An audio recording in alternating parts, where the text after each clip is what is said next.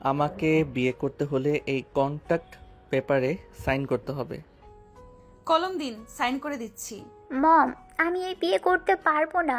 আমার পক্ষে বিয়ে করা সম্ভব না। আমি একটা সাইকোকে কিভাবে বিয়ে করব? আমার জীবন শেষ হয়ে যাবে।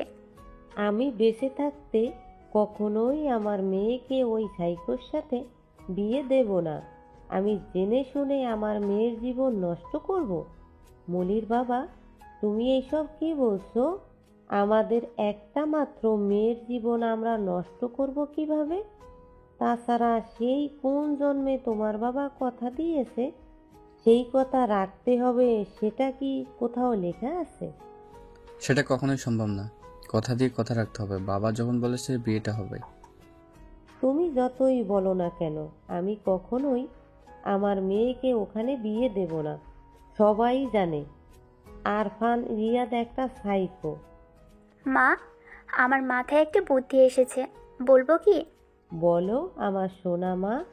আচ্ছা মা, আমি তো শুধু এই বাড়ির একমাত্র মেয়ে না, আরও একজন তো আছে। তার কথা ভুলে গেলে কি হবে? আর ওকে বাড়িতে রেখে লাভই বা কি? শুধু তো খাবে আর বাড়ির অন্ন ধ্বংস করবে। হায় হায়, এই কথা আমার মাথায় আসেনি কেন আগে? আমার মেয়েটার মাথায় কত বুদ্ধি! মলির বাবা, তুমি মায়ার সাথে তুমি রিয়াদের বিয়ের কথা বলো। তাই বলে মায়াকে দেব বিয়ে? একদম দরদ দেখাতে আসবে না। আমি যেটা বলছি সেটা করো। রহিমা, মায়াকে রান্নাঘর থেকে আসতে বলো। যে খালাম্মা। রিক্তা চৌধুরীর কথা শুনে রহিমা তাড়াতাড়ি মায়াকে ডাকতে চলে গেল। রান্নাঘরে প্রবেশ করতেই দেখে মায়া গরমের কারণে ঘেমে একাকার হয়ে গেছে। ঘামবেই বা না কেন? সারাদিন তাকে সব কাজ করতে হয়। অসুস্থতায়ও তাও তার ছুটি নেই। আম্মা যান, আপনার এই ছোট খালা আম্মায় ডাকছে। আপনি যান, আমি এই দিকটা দেখতাছি। মাংসটা প্রায় হয়ে এসেছে খালা, একটুখানি পরে নামিয়ে নিও। আর ভাজিটা মাত্র উঠিয়ে দিয়েছি, ওগুলো সুন্দর করে ভেজো, পুড়ে যেন না যায়। চাচা যান কিন্তু ভাজি পুড়ে গেলে খাবেন না। আপনারে চিন্তা করতে হইব না, আপনি যান, আমি সব দেখা রাখমুনি। মায়া কথা না বাড়িয়ে চলে গেল। চাচা, আপনি আমাকে ডেকেছিলেন? কিছু কি দরকার ছিল? মা আয় আয়, এখানে বস। তার পাশে বসার জায়গা দেখিয়ে বলল, কিছু বলবেন চাচা? হ্যাঁ, দেখেছিলাম তো। আমরা তোমার বিয়ে দেখেছি। ছেলে খুবই ভালো। তোমার দাদা তোমার সাথে ছেলের বিয়ে ঠিক করে গিয়েছিল ছোটবেলায়। আশা করি তোমার এই বিয়েতে কোনো আপত্তি থাকবে না। আমার বিয়ে ঠিক, কিন্তু কিসের কিন্তু? তোকে যে এত বড় বাড়ির ছেলে বিয়ে করতে চেয়েছে, এটাই তো অনেক। নিজের দিকে একবার তাকিয়ে দেখেছিস? তোকে বিয়ে করতেই হবে। আমি কথা বলছি তো মায়ার সাথে। তোমার এর ভিতর না কথা বললেও চলবে। চুপচাপ বসে থাকো না, হয় ঘরে চলে যাও। নাফিস চৌধুরীর কথা শুনে মলি তেলে বেগুনে জ্বলে উঠল। তুমি চুপ থাকো। আমার মেয়ে তার বোনকে বলছে, এখানে সমস্যা কোথায়? শোনো মায়া, ছেলে খুবই ভালো, তোর সাথে খুব মানাবে। যেহেতু তোর দাদা কথা দিয়ে গেছে এই বিয়ে তোর সাথে হবে, সেহেতু আমি মনে করেছি তুই অমত করবি না। সবার কথা শুনে মনে মনে বলল, বিয়েটা করে নেওয়া মনে হয় আমার জন্য ভালো। এই নরকে আর কতদিন এইভাবে থাকবো? কি হলো, কি ভাবছিস? যেহেতু দাদাজান কথা দিয়ে গেছে, তাদের যেহেতু আমার এই বিয়েতে অমত করার কোনো মানে হয় না চাচি। আমি রাজি, আপনারা যা করার করেন। আমি জানতাম তুই না করবি না। শুনলেন তো আপনার ভাইয়ের মেয়ের কথা। আরফান রিয়াদের সাথে কথা বলুন। চলুন এবার পরিচয় দেওয়া যাক। আমাদের গল্পের নায়িকা মায়া চৌধুরী। ছোটবেলায় একটা কার অ্যাক্সিডেন্টে বাবা মা ও দাদা সবাই মারা যায়, শুধু বেঁচে যায় মায়া। সেই থেকে মায়া তার ছোট চাচার কাছে মানুষ। চাচা তাকে ভালোবাসলেও চাচির কারণে খুব একটা প্রকাশ করতে পারে না সেই ভালোবাসা। আর বাকিটুকু গল্পে জানতে পারবেন। আম্মা যান, আপনি কি এই বিয়াতে রাজি হয়েছেন? আপনি রাজি হইয়েন না। ছেলে ভালা না, আমি সবাইরে কথা কইতে শুনছি। সেই জন্যই তো আপনার সাথে বিয়া দিতে চাইতাছে। আপনার জীবন নষ্ট কইরেন না। খালা, আমি দাদাজানের কথা রাখবো। আর রইল সুখের কথা, এইখানেই বা আমি কত সুখে আছি। আমি তো সেই আমার ভাগ্যের উপর সব কিছু ছেড়ে দিয়েছি। এখন আর আমার কোনো চাওয়া পাওয়া নেই। জীবনের খাতায় আমি শূন্য। দেখি ভাগ্য আমাকে কোন দিকে নিয়ে যায়। জীবনের খাতায় যদি পরিপূর্ণতা আসে। কথাটুকু বলেই মায়া নিজের ঘরে চলে গেল। অন্যদিকে অফিসে স্যার, চৌধুরী বাড়ি থেকে ফোন এসেছে। নাফিস চৌধুরী ফোন করেছিল। জি স্যার, আপনার দাদার সাথে যে আপনার ওই পরিবারের বিয়ে কথা হয়েছিল সেই কথা বলেছিল। নাফিস চৌধুরীকে ফোন দিয়ে বল আমি মেয়ের সাথে আলাদাভাবে দেখা করতে চাই। ঠিকানা আমি দিও, সেখানে জানি ঠিক সময়। জি স্যার, আপনি কোনো চিন্তা করবেন না। অতীত রিয়াদের বাবা আশরাফ হোসেন ছিলেন রিয়াদের মতো সাইকো, বলে চলে এটা তাদের বংশগত রোগ। আশরাফ হোসেন ও রিয়াদের মা আনিকাকে সবসময় ঘরবন্দি করে রাখতেন। বাহিরের কোনো মানুষের সাথে মিশতে দিতেন না। মা, আমার থেকে দূরে যা, তুইও তোর বাবা দাদাদের মতোই হবি। তোরা সমস্ত পরিবারই সাইকো। আমি কেন এই নরকে এসে পড়লাম? আল্লাহ, আমি তোমার কাছে কি পাপ করেছিলাম? তুইও সাইকো হবি। তোকে কেউ ভালোবাসে না, কেউ ভালোবাসবে না। স্যার, আপনি কি ভাবছেন? কখন থেকে ডাকতাছি? হ্যাঁ হ্যাঁ, বলো বলো। স্যার, আমরা রেস্টুরেন্টে পৌঁছে গেছি, গাড়ি থেকে নামেন। সে কখন থেকে আপনাকে ডাকতাছি, আপনি শুনতেই পাচ্ছেন না? ও, বলে রিয়াদ গাড়ি থেকে নেমে রেস্টুরেন্টের ভিতরে চলে গেল। মায়া, কোথায় যাচ্ছ? আপনি তো বলেছিলেন চাচু যে আজকে ওনার সাথে দেখা করতে হবে। ও হ্যাঁ, আমার তো মনে ছিল না। আমি ড্রাইভারকে বলে দিচ্ছি, তুমি গাড়ি নিয়ে যাও। না না চাচু, আমার প্রয়োজন নেই, আমি রিক্সা করে যেতে পারবো। মায়ের বেশি কথা বাড়ালো না, গাড়ি নিয়ে চলে গেল রেস্টুরেন্টের উদ্দেশ্যে। রেস্টুরেন্টের ভিতরে গিয়ে 331 নাম্বার টেবিল খুঁজতে লাগলো। আশেপাশে কোথাও না দেখে ওয়েটারকে জিজ্ঞেস করতে ওয়েটার বলল, ম্যাম, 331 নম্বর টেবিল তো ভিআইপি কাস্টমারদের জন্য, এখানে পাবেন না। তাহলে কোথায়? সামনের সিঁড়ি দিয়ে দোতলায় চলে যান।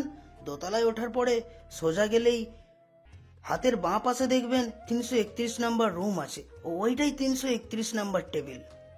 ধন্যবাদ। ওয়েটারের কথা মতো গিয়ে দেখলো রুমের সামনে আশিক দাঁড়িয়ে আছে।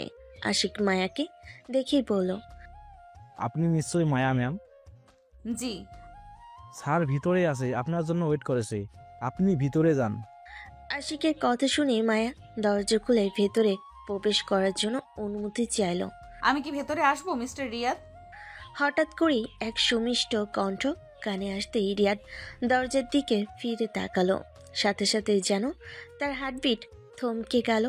পরনের সাদা শাড়ি পরিহিতা এক শুভ্র পরী। মনে হচ্ছে সাদা রংটা এই মায়াবতীর জন্যই বানানো। কৃষ্ণবরণ চোখ দুটোই কাজল দেওয়া। মনে হচ্ছে রিয়াদ সেই চোখের অতলে ডুবে মরবে। এই যে এক্সকিউজ মি, মিস্টার রিয়াদ, আমার কথা কি শুনতে পাচ্ছেন? হ্যাঁ, বসুন বসুন। মায়া চেয়ারে বসা মাত্রই রিয়াদ কোনো ভনিতা ছাড়াই মায়ের দিকে একটা এগ্রিমেন্টের কাগজ এগিয়ে দিল। এটা কিসের কাগজ? খুললেই দেখতে পাবেন। মায়া কাগজটা খুলতেই কিছুটা অবাক হয়ে গেল, তবে প্রকাশ করল না। বিষয়টা তার কাছে স্বাভাবিক মনে হচ্ছে, কারণ রিয়াদ সম্পর্কে অবগত। এগুলো কি? এগুলো কি মানে? এগ্রিমেন্টের পেপার, অবশ্যই আমাদের বিয়ের এগ্রিমেন্ট। ভালো করে পড়ুন কি কি শর্ত লেখা আছে। আপনার ভালো না লাগলে আপত্তি জানাতে পারেন। পড়ার প্রয়োজন নেই, যা মনে হয় তাই লেখা থাকুক। কলম দিন, আমি সই করে দিচ্ছি। পরে পস্তাবেন না তো? কিসের জন্য পস্তাবো? আমার জীবন তো এমনিতেই থাকার কিছু বলি নাই। কলম দিন, আমি সই করে দিচ্ছি। মায়ের সিগনেচার করা দেখে রিয়াদ কিছুটা অবাক হলো, কারণ সত্যি সত্যি মায়া এগ্রিমেন্ট পড়েনি, না পড়েই সিগনেচার করে দিয়েছে। মায়া বেশিক্ষণ দেরি না করে উঠে চলে গেল। রিয়াদ মায়ের যাওয়ার দিকে তাকিয়ে রইল। স্যার, ম্যাডাম তো চলে গেছে। স্যার, আমার কথা কি শুনতে পাচ্ছেন? হ্যাঁ, শুনতে পাচ্ছি গাধার মতো। আর তোমাকে চেঁচাতে হবে না। স্যার, মিটিং আছে, মিটিংয়ে যেতে হবে। আশিকের কথা মতো রিয়াদ মিটিংয়ের উদ্দেশ্যে রওনা দিল অন্যদিকে। কি, তুই গ্রেট রিয়াদ খানকে বিয়ে করেছিস? আল্লাহ, তুই কি ওদের হিস্ট্রি জানিস? উনি একজন মাফিয়া বললেই চলে। তোর কি নিজের জীবনের পরোয়া নেই? উনি একটা সাইকো, সেটা সবাই জানে। তুই কি জানিস কাকলি, ভালোবাসা দিয়ে সবকিছু ঠিক করা যায়? আমি চাই আমি আমার ভালোবাসা দিয়ে তাকে আপন করে নিতে। তুই ভুল ভাবছিস মায়া। একজন সুস্থ মানুষকে ভালোবাসা দিয়ে ঠিক করা যায়, কিন্তু একজন সাইকো পাগলকে ভালোবাসা দিয়ে তুই কেমনে ঠিক করবি? তুই কি মনে করিস আমি কি রিয়াদের ব্যাপারে কোনো খোঁজ খবর নেইনি? আমাকে কি এত এই কাঁচা মনে হয়? রিয়াদের এই সাইকো একরোখা যা চাই তাই পেতে হবে, এই স্বভাবটা শুধুমাত্র ভালোবাসার অভাবে হয়েছে। সে ছোট থেকে কখনো সেইভাবে কারোর ভালোবাসা পায়নি। খুব ছোটবেলায় তার মা মারা যায়, বাবাও কিছুটা পজিটিভ ছিল, তারপরে তার বাবাও না ফেরার দেশে চলে যায়। শুধু ভরসা তার একটা দাদু ছিল, সেও যখন তার 18 বছর বয়স তাকে ছেড়ে না ফেরার দেশে চলে যায়। আর ওদের এই সাইকো স্বভাবটা ফ্যামিলিগত। আর আমার মনেও হয় না রিয়াদ এতটা সাইকো স্বভাবের। আগে যদি আমি ভালোবাসি, ও ঠিক হয়ে যাবে দেখিস। জীবনে ভালোবাসার বড্ড অভাব। আমার জীবনে তো এই জিনিসটার প্রচুর অভাব। থাকি না দুজন দুজনের জন্য। আমাদের জীবন তো কেউ ভালোবাসার নেই, আমাদের জীবনে তো কেউ ভালোবাসার নেই। আমরাই না হয় দুজন দুজনকে ভালোবাসবো, দুজন দুজনের সুখ দুঃখের সাথী হব। জীবনের শেষ সময় পর্যন্ত আমি তার পাশে থাকার চেষ্টা করব। আমি এই নরকটা থেকে বের হয়ে আসতে চাই কাকলি। আমার মনে হয় আমি মানিয়ে নিতে পারবো। আরেকটু মানিয়ে নিয়ে দেখি আল্লাহ তাআলা আমার কপালে সুখ রেখেছে কিনা। আমি তোকে আর কিছু বলবো না, তবে শুধু এটুকুই দোয়া করব আল্লাহর কাছে, তুই জীবনে অনেক কষ্ট পেয়েছিস, আর যেন কষ্ট না পাস। তুই সবসময় সুখী হ। অনেক সুখ দুঃখের কথা হলো, এখন একটু নিজেদের কথায় আলোচনা করি। কয়েকদিন পর কিন্তু ফাইনাল ইয়ার পরীক্ষা। হ্যাঁ, সেটাই তো শুনলাম। আমার তো একদমই প্রিপারেশন ভালো না রে। তুই চিন্তা করিস না, তোর যতই প্রিপারেশন খারাপ থাক, তুই একজন ট্যালেন্টেড স্টুডেন্ট। তোর রেজাল্ট সবসময় ভালো হবে, এটা আমরা সবাই জানি। পড়াশোনা না করলে কি রেজাল্ট ভালো হয়? দুজন নিজেদের মধ্যে আলোচনা করতে করতে হঠাৎ খেয়াল করলো মায়া প্রায় সন্ধ্যাও এসেছে, আর ঘন্টাখানেক পরে হয়তো মাগরিবের আজান দেবে। হায়, এত দেরি হয়ে গেছে। আজকে বাসায় গেলে আমার খবর আছে। দেখিস কাকলি, তুই আমাকে বলবি না এত দেরি হয়ে গেছে? কাকলিকে আর কিছু বলার সুযোগ না দিয়ে মায়া ক্যাফে থেকে বের হয়ে গেল। তাই কাকলি আর দেরি না করে সেও চলে গেল নিজের বাড়ির উদ্দেশ্যে। বসার রুমে আসতেই, এই যে নবাবজাদি চলে এসছে। আপনার আসার কথা ছিল কখন, আর আপনি আসছেন কখন? ঘড়ির দিকে কি সেই খেয়াল আছে? এই দিকে যে বাড়ির সব কাজ পড়ে আছে, সেটা কি আপনি জানেন না? বিয়ে হলোই না, এখনো নিজেকে মহারানী ভাবা শুরু করে দিয়েছেন। চাচি আম্মা, আসলে অনেক দিন পরে কাকলির সাথে দেখা হয়েছিল, তো তাই গল্প করতে করতে কখন রাত হয়ে গেছে বুঝতেই পারিনি। তুমি চিন্তা করো না, আমি সব কাজ করে দিব। আপনি গিয়েছিলেন কার সাথে দেখা করতে, আর কার কার সাথে করে আসছেন? বাসার রান্না কে করবে? সন্ধ্যায় নাস্তা কে বানাবে? দুদিন ধরে কিছু বলছি না, এজন্য পার পেয়ে গেছো তুমি? যাও, তাড়াতাড়ি ফ্রেশ হয়ে সন্ধ্যার নাস্তা রেডি করো। মায়া মুখ বুঝে সবগুলো কথা হজম করলো। তাড়াতাড়ি ফ্রেশ হয়ে সন্ধ্যার নাস্তা সহ রাতের খাবার একেবারে তৈরি করে রান্নাঘর থেকে বের হয়। অন্যদিকে, বুঝলে আশিক, অনেকক্ষণ ধরে আমাকে একটা কথা ভাবাচ্ছে। সেটা হলো, মেয়েটা এগ্রিমেন্ট না দেখেই সই করে দিলা, কোনো বাদ দিয়ে কথা বললো না। কোনো পরিকল্পনা আছে নাকি? না না স্যার, পরিকল্পনা থাকবে কেন? আপনার দাদা তো সব কিছু ঠিক করে রেখে গেছে। আর ম্যাডামকে দেখে খুব সরল সরল মনে হচ্ছে। মনে হয় না তার ভিতরে কোনো ঘোর প্যাঁচ আছে। ম্যাডাম যথেষ্ট ভালো মনের আমার কাছে মনে হয়। ভালো মনের হোক আর যাই হোক, আমার ধারণা যদি সঠিক হয় তাহলে। রিয়াদ কথাগুলো সম্পূর্ণ না করেই শয়তানি হাসি দিল। রিয়াদের এরকম বাঁকা হাসি দেখে আশিকের গলা শুকিয়ে গেল। সে খুব ভালো করেই রিয়াদকে চেনে। নিজের সাথে আঘাত লাগলে বা নিজের কথার বাইরে কেউ গেলে তার জীবন নরক করে দিতে সে একবারও ভাবে না। আশিক মনে মনে বলে উঠল, ম্যাডাম যেন ভালো হয়, আর যেন একটু ভালোবাসার মুখ দেখে স্যারের মন থেকে সব নিষ্ঠুরতা চলে যায়। তুমি আর কোনো বিপদ দিও না আল্লাহ। সারা যেন সুখী হয়, সে যেন সুস্থ সবল হয়ে ওঠে। তার এসব চিন্তার মাঝেই হঠাৎ করে রিয়াদ আশিকের নাম ধরে ডেকে উঠল। আশিক। জি স্যার বলেন, আমি শুনতে পারছি। তোমার ম্যাডামের নাম্বারটা জোগাড় করে দাও তো। তোমার হাতে জাস্ট 15 মিনিট সময় আছে। এর মধ্যে যদি নাম্বার জোগাড় করে দিতে না পারো তাহলে মনে করো তোমাকে অস্ট্রেলিয়া পাঠিয়ে দিব। আপনার টেবিলের উপর দেখেন ম্যাডামের সব ডিটেলস দেওয়া আছে। আমাকে আর অস্ট্রেলিয়া পাঠাতে হবে না স্যার। বাহ বাহ, তুমি তো দেখি কাজে বেশ ফাস্ট হয়ে গেছো। রিয়াদের কথা শুনে আশিক মনে মনে বলে উঠল, ফার্স্ট না হয় উপায় আছে আমার। জীবন তো সারা আপনি তেজপাতা বানিয়ে দিয়েছেন। আমি তো আপনাকে খুব ভালো করেই চিনি ফেলেছি স্যার। আমি খুব ভালো করেই জানি আপনি কেমন। আমার এখনো মনে আছে শুধুমাত্র একটা ভুলের জন্য আপনি আমাকে আফ্রিকা পাঠিয়ে দিয়েছিলেন। সেখানে আমি 3টা মাস কত কষ্ট করেই না কাটিয়েছি। সেখানে কোনো নিট ছিল না। প্রাণীর কষ্ট সেই সব দিনের কথা মনে পড়লে আমার এখনো কান্না পায়। তাই আমিও কম কিসের কিছু কি বললে আশিক? না ওই স্যার, কই কোথায় কিছু বললাম? কিছুই বলেনি। আপনি কাজ করেন স্যার, আমি তাহলে আসি। তাড়াতাড়ি আশিক সেখান থেকে চলে গেল। মাত্রই সকল রান্না শেষে ফ্রেশ হয়ে রুমে এসেছে মায়া। ঠিক তখনই বিছানার উপরে পড়ে থাকা ফোনটা বেজে উঠল। মায়া দ্রুত ফোনটা হাতে নিয়ে দেখল অচেনা নাম্বার। সাথে সাথেই ফোনটা আবার বিছানার উপর রেখে দিল। ফোনটা রিং হতে হতে একসময় বন্ধ হয়ে গেল।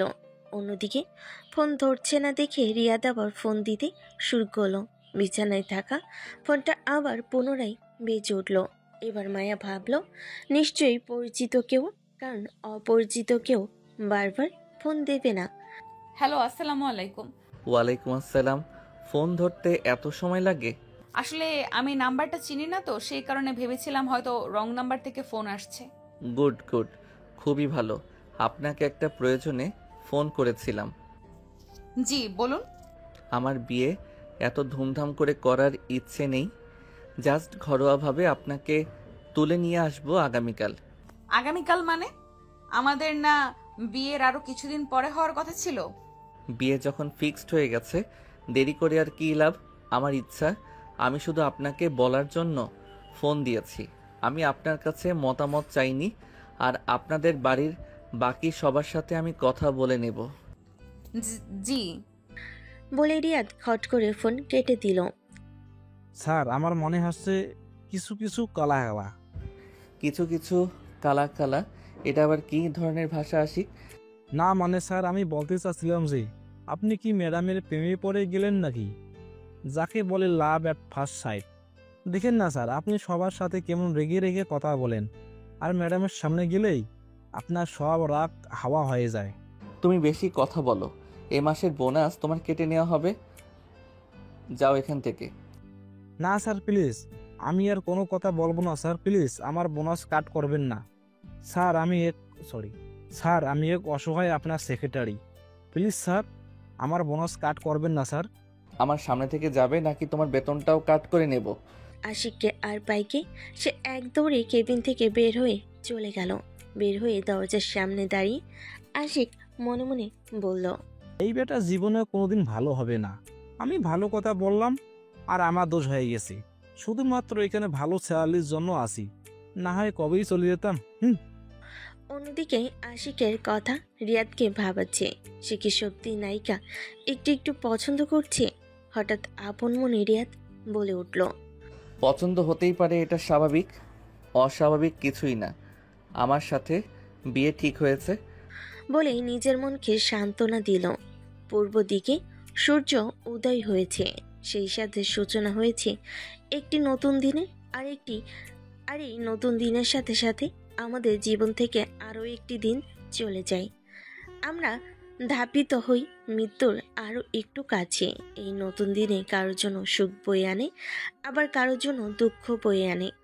এভাবে সুখ দুঃখ হাসি আনন্দের মধ্যে কেটে যায় সবার জীবন। ঠিক তেমনই নতুন দিনের সাথে সাথে মায়ের জীবনে আজ নতুন সূচনা ঘটতে চলেছে। আজকে তার নতুন জীবনের সূচনা হলো প্রতিদিনকার মতো সকালবেলা ঘুম থেকে উঠেই বাড়ির সব কাজ শেষ করেছে। তাকে কাজ করতে দেখে নাফিস চৌধুরী বলে উঠল, আজকের দিনটাও কি তোকে কাজ করতে হবে মা? যা ঘরে গিয়ে রেস্ট নে, আজকে তোকে কাজ করতে হবে না। রহিমা আছে, আজকেও সব কাজ করে নেবে। নাফিস চৌধুরীর কথা শুনে মায়া হাতে থাকা কাজটা সম্পূর্ণ করে রুমের দিকে যেতে লাগলো। তখনই পেছন থেকে নাফিস চৌধুরী মায়াকে ডাক দিল। শোন মা, জি চাচ্চু। গতকাল রাতে রিয়াদ হঠাৎ করেই ফোন দিয়ে বলল সে আজকে তোমাকে বিয়ে করতে চায়। কোনো আয়োজন করতে নিষেধ করেছে, শুধু ও এই বাড়িতে এসে ধর্মমতে তোমাকে বিয়ে করে নিয়ে চলে যাবে। তোমাকে কি এই বিষয়ে কিছু বলেছে রিয়াদ? জি চাচ্চু, গতকাল রাত্রে আমাকেও ফোন দিয়েছিল, আমি সবকিছু জানি। ও তাহলে তো তুমি সব কিছু জানোই। যাও রুমে গিয়ে বসে থাকো, আজকে তোমার কোনো কাজ নেই।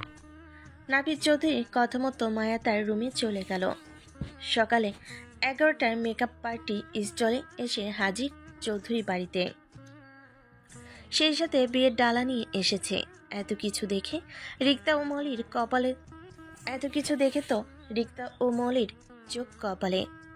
মলি তো হিংসে জ্বলে পড়ে যাচ্ছে, কিন্তু রিয়াদ আসেনি। তা দেখে নাফিস চৌধুরী আশিককে জিজ্ঞাসা করল, রিয়াদ বাবা আসবে না? স্যার কিছু মিটিংয়ে বিজি আছি, যার কারণে আসতে একটু দেরি হলো। তাই আমাকে পাঠিয়েছেন সব কিছু নিয়ে। ম্যাডামকে রেডি করতে বলেছেন। স্যার এসে বেশিক্ষণ থাকবেন না। রহিমা, এদের সবাইকে মায়ার রুমে দেখিয়ে দাও। আর বাবা তুমি এসো, আমার সাথে কিছু খেয়ে নেবে। না না স্যার, আমি থাকবো না। এদিক সামলিয়ে আমাকে আবার স্যারের কাছে যেতে হবে। আমার হাতে 1 ঘন্টা সময় দিয়েছে এই দিক সামলে তার কাছে যাওয়ার জন্য। তা না হলে আমার মাথা আমার সাথে থাকবে না। আশিক আর কিছু না বলে দ্রুত বাড়ি থেকে বেরিয়ে গেল। মা দেখেছো কত কিছু এনেছে? বানরের গলায় কি মুক্তার মালা মানাবে? শুধুমাত্র আমার জন্য এত কিছু পাচ্ছিও। আমি এর থেকেও তোমাকে বড় ঘরে বিয়ে দেব। এই সাইকো পাগলের সাথে থাকলে জীবন নরক হয়ে যাবে তোমার। ওকে যেভাবে সাজিয়ে নিয়ে যাচ্ছে ঠিক সেইভাবে ছুঁড়ে ফেলে দেবে। বলে দুই মা মেয়ে হাসতে লাগলো। অথচ তারা ভুলে গেছে হয়তো দুঃখের পরে জীবনে একটা সুখ আসবেই। সন্ধ্যা 7টায় কাজী সহ রিয়াদরা এসে হাজির চৌধুরী বাড়িতে। অন্যদিকে পার্লারে মেয়েরাও মায়াকে সাজিয়ে চলে গেছে একটু আগে। বাবা তুমি এসেছো, বসো। আমি খুব বেশি কথা বলতে চাচ্ছি না, মায়াকে নিয়ে আসুন। আমি বেশিক্ষণ থাকবো না, তাড়াতাড়ি বিয়েটা হয়ে গেলে চলে যাবে এখান থেকে। বাবা এটা কেমন কথা? বিয়ের একটা দিন খাওয়া দাওয়া না করে, কোন নিয়ম নীতি না মেনে বিয়ে করেই চলে যাবে? কিসের নিয়ম নীতি আঙ্কেল? আমি তো বলেছি শুধু ঘরোয়াভাবে বিয়ে করে নিয়ে চলে যাব মায়াকে। আমি খুব বেশি কথা শুনতে চাচ্ছি না। নাফিস চৌধুরী আর বেশি কথা বাড়ালো না। সে রহিমাকে আদেশ দিল মায়াকে তার রুমে নিয়ে আসতে। অন্যদিকে রিয়াদ সবাই বসে আছে। মায়াকে আসতে দেখে তার দিকে তাকাতেই রিয়াদের পুরো পৃথিবী যেন থমকে গেল, যেন আকাশ থেকে নেমে আসা কোনো হুর। মায়ের পরনে ছিল গাঢ় খয়েরি কালারের জামদানি শাড়ি। মনে হচ্ছে এই খয়েরি কালারটা তার জন্যই তৈরি। হলদে শ্যামবর্ণ শরীরে যেন খয়েরি রংটা একটু বেশি ফুটে উঠেছে। সাথে গলায় হাতে সিম্পল গহনা, আর নাকে ছোট্ট ডায়মন্ডের নাকফুল, যেটা রিয়া দিয়েছে তাকে। দূর থেকে চিকচিক করছে। কখন যে মায়া তার পাশে সে বসেছে সে বুঝতেই পারেনি। রিয়াদের এমনভাবে তাকিয়ে থাকা দেখে মায়া ভীষণ লজ্জা পাচ্ছে। রিয়াদের ধ্যান ভাঙল আশিকের ডাকে। পাশ থেকে মলি তার মাকে কানে কানে বলে উঠল, এদের ঢং দেখে আর বাঁচি না। ঢং দেখতে থাকো, দেখতে থাকো। এখন তো এরই সময়। যখন ঘাড় ধাক্কা দিয়ে বের করে দেবে তখন ঠিকই বুঝবে। তাহলে কাজী সাহেব বিয়ে পড়ানো শুরু করুন তাড়াতাড়ি। রিয়াদের কথা মতো কাজী সাহেব আর এক মুহূর্ত কাল বিলম্ব না করে বিয়ে পড়ানো আরম্ভ করলো। দুজনকে কবুল বলতে বলার সাথে সাথেই দুজনেই কবুল করে তাড়াতাড়ি বলে দিল। দুজনেই তাড়াতাড়ি করে কবুল বলে দিল। একদিকে রিয়াদ এই বিয়ে পড়ানো শেষ হলে বাঁচে, আর অন্যদিকে মায়ের মনে ছিল এই নরক থেকে চলে যেতে পারলে সে বাঁচে। বিয়ে পড়ানো শেষ হতেই আশিক সবার হাতে হাতে খেজুর আর খুরমা দিল। কাজীকে আশিক বিদায় করে দিয়ে ড্রয়িং রুমে আসতেই রিয়াদ বলে উঠল, তাহলে আমাদের এখন যাওয়া দরকার নাফিস সাহেব। এখনই চলে যাবো বাবা? হ্যাঁ, দেরি করার কোনো তো কারণ খুঁজে পাচ্ছি না। বলে মায়ের হাত ধরে সদর দরজার দিকে এগিয়ে যেতে লাগলো। মায়ের রিয়াদের হাতটা ছাড়িয়ে নিয়ে বলল, আমার তো কেউ নেই, চাচুর থেকে একটু বিদায় নিয়ে আসি। এই একটা মানুষই আমাকে নিঃস্বার্থভাবে ভালোবাসে। হয়তো কখনো প্রকাশ করতে পারেনি তার ভালোবাসা, কিন্তু আমি বুঝি সে আমাকে খুব ভালোবাসে। ঠিক আছে, আমি গাড়ির কাছে আছি, তুমি আপনার চাচার থেকে বিদায় নিয়ে আসেন। বলে মায়ের হাতটা ছেড়ে দিল রিয়াদ। মায়া নাফিস চৌধুরীর কাছে যেতেই তিনি মায়ের মাথায় হাত রাখলেন। কান্না জড়িত কণ্ঠে বলে উঠল, সুখী হও মা আমার।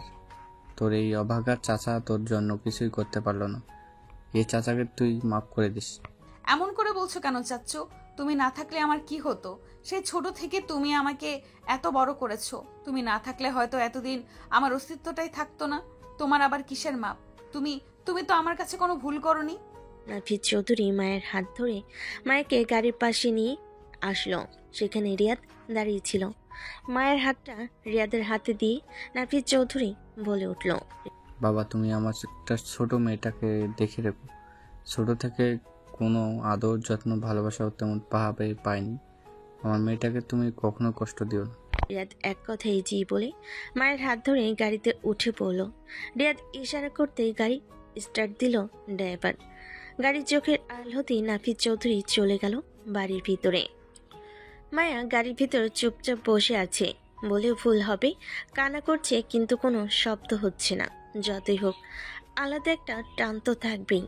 রিয়াদ একবার মায়ের দিকে তাকিয়ে আবার নিজের মতো বসে রইল। মায়াকে তার নিজের মতো থাকতে দিল। খানবাড়িতে আসতে আসতে প্রায় রাত 10টা বেজে গেল। বাড়ির ভেতরে প্রবেশ করতেই কতগুলো সার্ভেন্ট মায়াকে মাথা নিচু করে সম্মান জানালো। মায়ের চারিদিকে তাকিয়ে সবকিছু লক্ষ্য করলো। দেখলো এখানে শুধু তারা দুজনে, বাড়ির লোক আর কেউ নেই। অবশ্য সে জানে রিয়াদের কেউ নেই। রিয়াদ মায়াকে নিয়ে রুমে প্রবেশ করতে অবাক হয়ে গেল। মায়া কিছুটা অপ্রস্তুত হয়ে গেল। আজকে যেহেতু তাদের ফার্স্ট নাইট, সেক্ষেত্রে রিয়াদের রুমটা সেভাবেই সাজানো। রিয়াদের বুঝতে 1 মিনিটও বাকি রইল না যে এটা আশিকের কাজ। হঠাৎ করে রিয়াদের ফোন বেজে উঠল। ফোনে ওপাশ থেকে রিয়াদকে কিছু বলার সুযোগ না দিয়ে আশিক বলে উঠল, স্যার, আশা করি আমার উপকারটা আপনার ভালো লেগেছে। এনজয়। যেভাবে ফোন দিয়েছিল ঠিক সেভাবেই ফোনটা হুট করেই কেটে দিল। রিয়াদকে কিছু বলার সুযোগ না দিয়ে মায়া গিয়ে বিছানায় এক কোণে বসে পড়ল। রিয়াদ একটু মায়ের কাছে গিয়ে বলে উঠল, আপনি ওয়াশরুমে গিয়ে ফ্রেশ হয়ে আসুন, আমি ততক্ষণে ঘরটা পরিষ্কার করে নিচ্ছি। মায়া ফ্রেশ হতে যাওয়ার জন্য উঠে দাঁড়াতেই রিয়াদের সাথে ধাক্কা খেয়ে দুজনেই একসাথে বিছানার উপর পড়ে গেল। রিয়াদ মোহ আচ্ছন্ন চোখে মায়ের দিকে তাকিয়ে রইল, আর মায়া তো সেই পড়ে যাওয়ার ভয়ে এখনো চোখ বন্ধ করে আছে। রিয়াদ মায়ের মুখের উপরে পড়ে থাকা চুলগুলো আলতো হাতে সরিয়ে দিল। পুরুষালী স্পর্শ পেতেই মায়ার সমস্ত শরীর কেঁপে উঠল। সেই সাথে এক ঝটকায় বন্ধ চোখ খুলে ফেলল। মনে হচ্ছে দুজনেই মহা আচ্ছন্ন হয়ে যাচ্ছে। এটা হয়তো কবুল বলার শক্তি। রিয়াদ যেন মায়ের গোলাপি ঠোঁট দুটো দেখে নিজেকে আটকে রাখতে পারল না। যেন মায়ের ওই গোলাপি ঠোঁট দুটো রিয়াদকে খুব টানছে। আমাকে তো নিজের করে নেয়, আর এভাবে ডাকলে কি না সাড়া না দিয়ে থাকা যায়? রিয়াদও এক মুহূর্ত দেরি না করে মায়ের গোলাপি রাঙা ঠোঁট দুটো নিজের ঠোঁট দ্বারা আঁকড়ে ধরল। মায়া তার চোখ দুটো আবার বন্ধ করে দিল। সেই সাথে সেও রিয়াদের সাথে তাল মেলাতে আরম্ভ করলো। রিয়াদ যেন আর একটু সায় পেল, আরো গভীরভাবে মায়ের ঠোঁট দুটো নিজের আয়ত্ত করে নিল। তার কাছে মনে হচ্ছে সে কোনো চকলেট খাচ্ছি। হঠাৎ নিজের জ্ঞান ফিরতে রিয়াদ এক ঝটকায় মায়ের উপর থেকে তাড়াতাড়ি করে উঠে বসে পড়ল।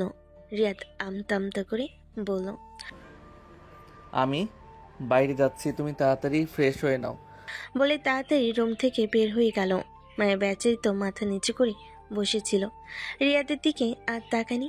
রিয়াদ চলে যেতে জোরে জোরে কয়েকটা নিঃশ্বাস নিল। তারপর নিজের ব্যাগ থেকে জামা কাপড় নিয়ে ওয়াশরুমে চলে গেল ফ্রেশ হতে। অন্য রুমে ওয়াশরুম থেকে ফ্রেশ হয়ে রুমে চলে আসলো। মায়া এখনও ওয়াশরুম থেকে বের হয়নি, তাই সে তাড়াতাড়ি যতটুকু পারে রুমটা হালকা ক্লিন করলো। এমন সময় সার্ভেন্ট এসে দরজায় নক করলো। স্যার, আপনার রাতের খাবার নিয়ে এসেছি। ওইখানে রেখে দাও। আর হ্যাঁ, এখানে কিছু ফুল আছে, ওগুলো নিয়ে যাও। রিয়াদের কথা মতো সার্ভেন্ট খাবারগুলো রেখে তার পরিষ্কার করা ফুলগুলো নিয়ে চলে গেল। সার্ভেন্ট চলে যেতেই রিয়াদ আবার দরজা আটকে দিল। ঠিক সেই সময় ওয়াশরুম থেকে মায়া বের হয়ে এলো। মায়াকে দেখে রিয়াদের মনে হয় তার একবার হার্ট অ্যাটাক হলো। সরাসরি হার্ট অ্যাটাক না, মিনি হার্ট অ্যাটাক। মেকআপবিহীন মুখ, সেই মুখে বিন্দু বিন্দু পানির কলা, সেই মুখে বিন্দু বিন্দু পানির কণা। চুলগুলো দেখে তো রিয়াদের টাসকি খাওয়ার অবস্থা। ভেজা কোমর পর্যন্ত চুলগুলো তোয়ালে দিয়ে পেঁচানো।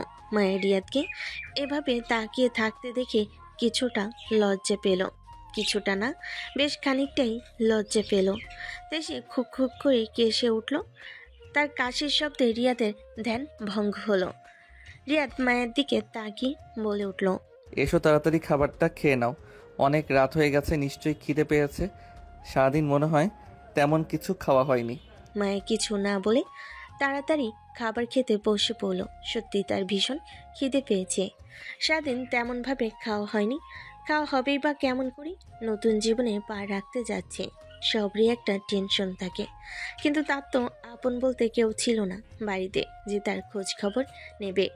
একবার রহিমা খালা একটু জোর জবরদস্তি করে 2-3 লোকমা খাইয়ে দিয়েছিল, তারপর থেকে আর পেটে কিছুই পড়েনি। তাই খিদে লাগাটা স্বাভাবিক। রিয়াদ শুধু তাকিয়ে থেকে মায়ের খাওয়া দেখল, সে খাবার খেলো না। মায়ের খাওয়া যখন প্রায় শেষের দিকে, তখন রিয়াদ উঠে বিছানায় বসে পড়ল। মায়ের তার খাওয়া শেষে প্লেটগুলো গুছিয়ে রেখে দিল। একটু পর সার্ভেন্ট এসে সেগুলো নিয়ে চলে গেল। রিয়াদ বিছানায় আপন মনে শুয়ে আছে, কিন্তু মায়া বিছানার এক কোণে চুপচাপ দাঁড়িয়ে আছে। তাকে এভাবে দাঁড়িয়ে থাকতে দেখে রিয়াদ বলে উঠল, এভাবে খাম্বার মতো দাঁড়িয়ে আছো কেন? এত বড় বিছানায় দুজন ইজিভাবে ঘুমানো যাবে। এটা নাটক সিনেমা না যে একজন নিচে থাকবে একজন উপরে থাকবে। আর তোমার যদি এতই এখানে ঘুমাতে সমস্যা হয় তাহলে নিচে ঘুমাতে পারো, আমার কোনো প্রবলেম নেই। রিয়াদের এমন কাট কাট কথা শুনে মায়া রিয়াদের আড়ালে মুখ ভেঙ্গাল। তারপর কিছু না বলে রিয়াদের পাশে শুয়ে পড়ল। মায়া শুয়ে পড়া দেখে রিয়াদ রুমের লাইট অফ করে দিল। সাথে সাথে মায়া চমকে উঠে রিয়াদকে জড়িয়ে ধরল। মায়া কেমন ভয় পেতে দেখে রিয়াদ বলল, কি হলো? প্লিজ লাইট বন্ধ করবেন না, আমার ভয় লাগে। পিচ্ছি মানুষ, এই জন্য অন্ধকারে ভয় লাগে? ভূত এসে ঘাড় মোটকে দেবে। আমি মোটেও পিচ্ছি না, আমার বয়স 21+। আর আমি মোটেও ভূত থেকে ভয় পাই না। হ্যাঁ, সেটা নমুনা তো আমি দেখতেই পাচ্ছি। আপনি ভূতে ভয় পান কি না পান, আপনি আমার কাছে পিচ্ছি। আমি তোমার থেকে গুণে গুণে 7 বছরের বড়, সেই ক্ষেত্রে তুমি আমার কাছে পিচ্ছি। মোটেও আমি পিচ্ছি না, আপনি বুইড়া বেটা। আমিও কথা বলতে পারবো না, ঘরের লাইট জ্বালিয়ে দিন, আমি লাইট ছাড়া ঘুমাতে পারি না। আর আমার লাইট দেওয়া থাকলে ঘুম আসে না, ডিম লাইট জ্বালিয়ে দিচ্ছি, চলবে কি? জি, সমস্যা নেই, যে কোনো লাইট হলেই আমার চলবে। রিয়াদ হাতে থাকা রিমোটটা দিয়ে ডিম লাইট জ্বালিয়ে দিল। এতক্ষণে দুজনে খেয়াল হলো, দুজনেই এতটা কাছাকাছি যে ধরতে গেলে মায়া রিয়াদের বুকের পাশে। হঠাৎ রিয়াদের সমস্ত শরীর ঘামতে আরম্ভ করলো। নিজেকে কন্ট্রোল করতে খুব বেশি বেগ পেতে হচ্ছে তাকে। হঠাৎ মায়া বলে উঠল, আপনি এভাবে ঘামছেন কেন? আপনার কি খুব বেশি গরম লাগছে? এসির পাওয়ার কি আরো কমিয়ে দেব? কিন্তু আমার তো শীত লাগছে, নাকি আপনার শরীর খারাপ করলো? বলেই মায়া রিয়াদের কপালে হাত রাখলো, কিন্তু তার কাছে মনে হলো সবকিছু ঠিকই আছে। না তো, আপনার শরীরের তাপমাত্রা তো ঠিকই আছে, তাহলে কি হলো? মায়াকে আর কিছু বলার সুযোগ না দিয়ে এক ঝটকায় মায়ের উপর উঠে গেল। তুমি কি বোঝো না? ঠিক এত কাছে একটা মেয়ে যদি ছেলের কাছে আসে তাহলে তার অবস্থা কি হবে, তার মনের ভিতর কি হচ্ছে? মায়ের কিছুটা ভরকালো, কিন্তু সেই রিয়াদের কথার আগামাতায় কিছুই বুঝতে পারছে না। সে আবার অবুঝের মতন প্রশ্ন করলো, আপনার চোখ মুখ কান এমন লাল হয়ে গেছে কেন? নেশা টেশা করেছেন নাকি? হ্যাঁ, নেশা তো হয়েছে, তবে এই নেশা সেই নেশা না। তোমাকে আমি বুঝিয়ে দিচ্ছি, আর একটু পরে তোমারও নাক কান লাল হবে। বলে রিয়াদ মায়ের কোমল নরম ঠোঁট নিজের ঠোঁট দ্বারা আবিষ্ট করে ফেল। তার কাছে মনে হচ্ছে সে কোনো চকলেট খাচ্ছে, যেন এই ঠোঁটে অমৃত সুধা আছে। রিয়াদ মায়ের ঠোঁট দুটোকে চকলেটের মতো চিবুতে আরম্ভ করলো। প্রায় 20 মিনিট পর যখন দুজনের দম বন্ধ হয়ে আসার উপক্রম, তখন মায়া বহু কষ্টে রিয়াদকে ধাক্কা দিয়ে সরল। এখন নিশ্চয়ই বুঝতে পারছো আমি কেন ঘামছিলাম, আমার মুখ নাক কান কেন এত লাল হচ্ছিল। ঠিক এখন যে কারণে তোমার নাক কান মুখ লাল হয়েছে, ঠিক সেই কারণেই তোমার নাক কান মুখ লাল হয়েছিল। মায়ের মনে হয় এখন সবকিছু মনে করতে পারল।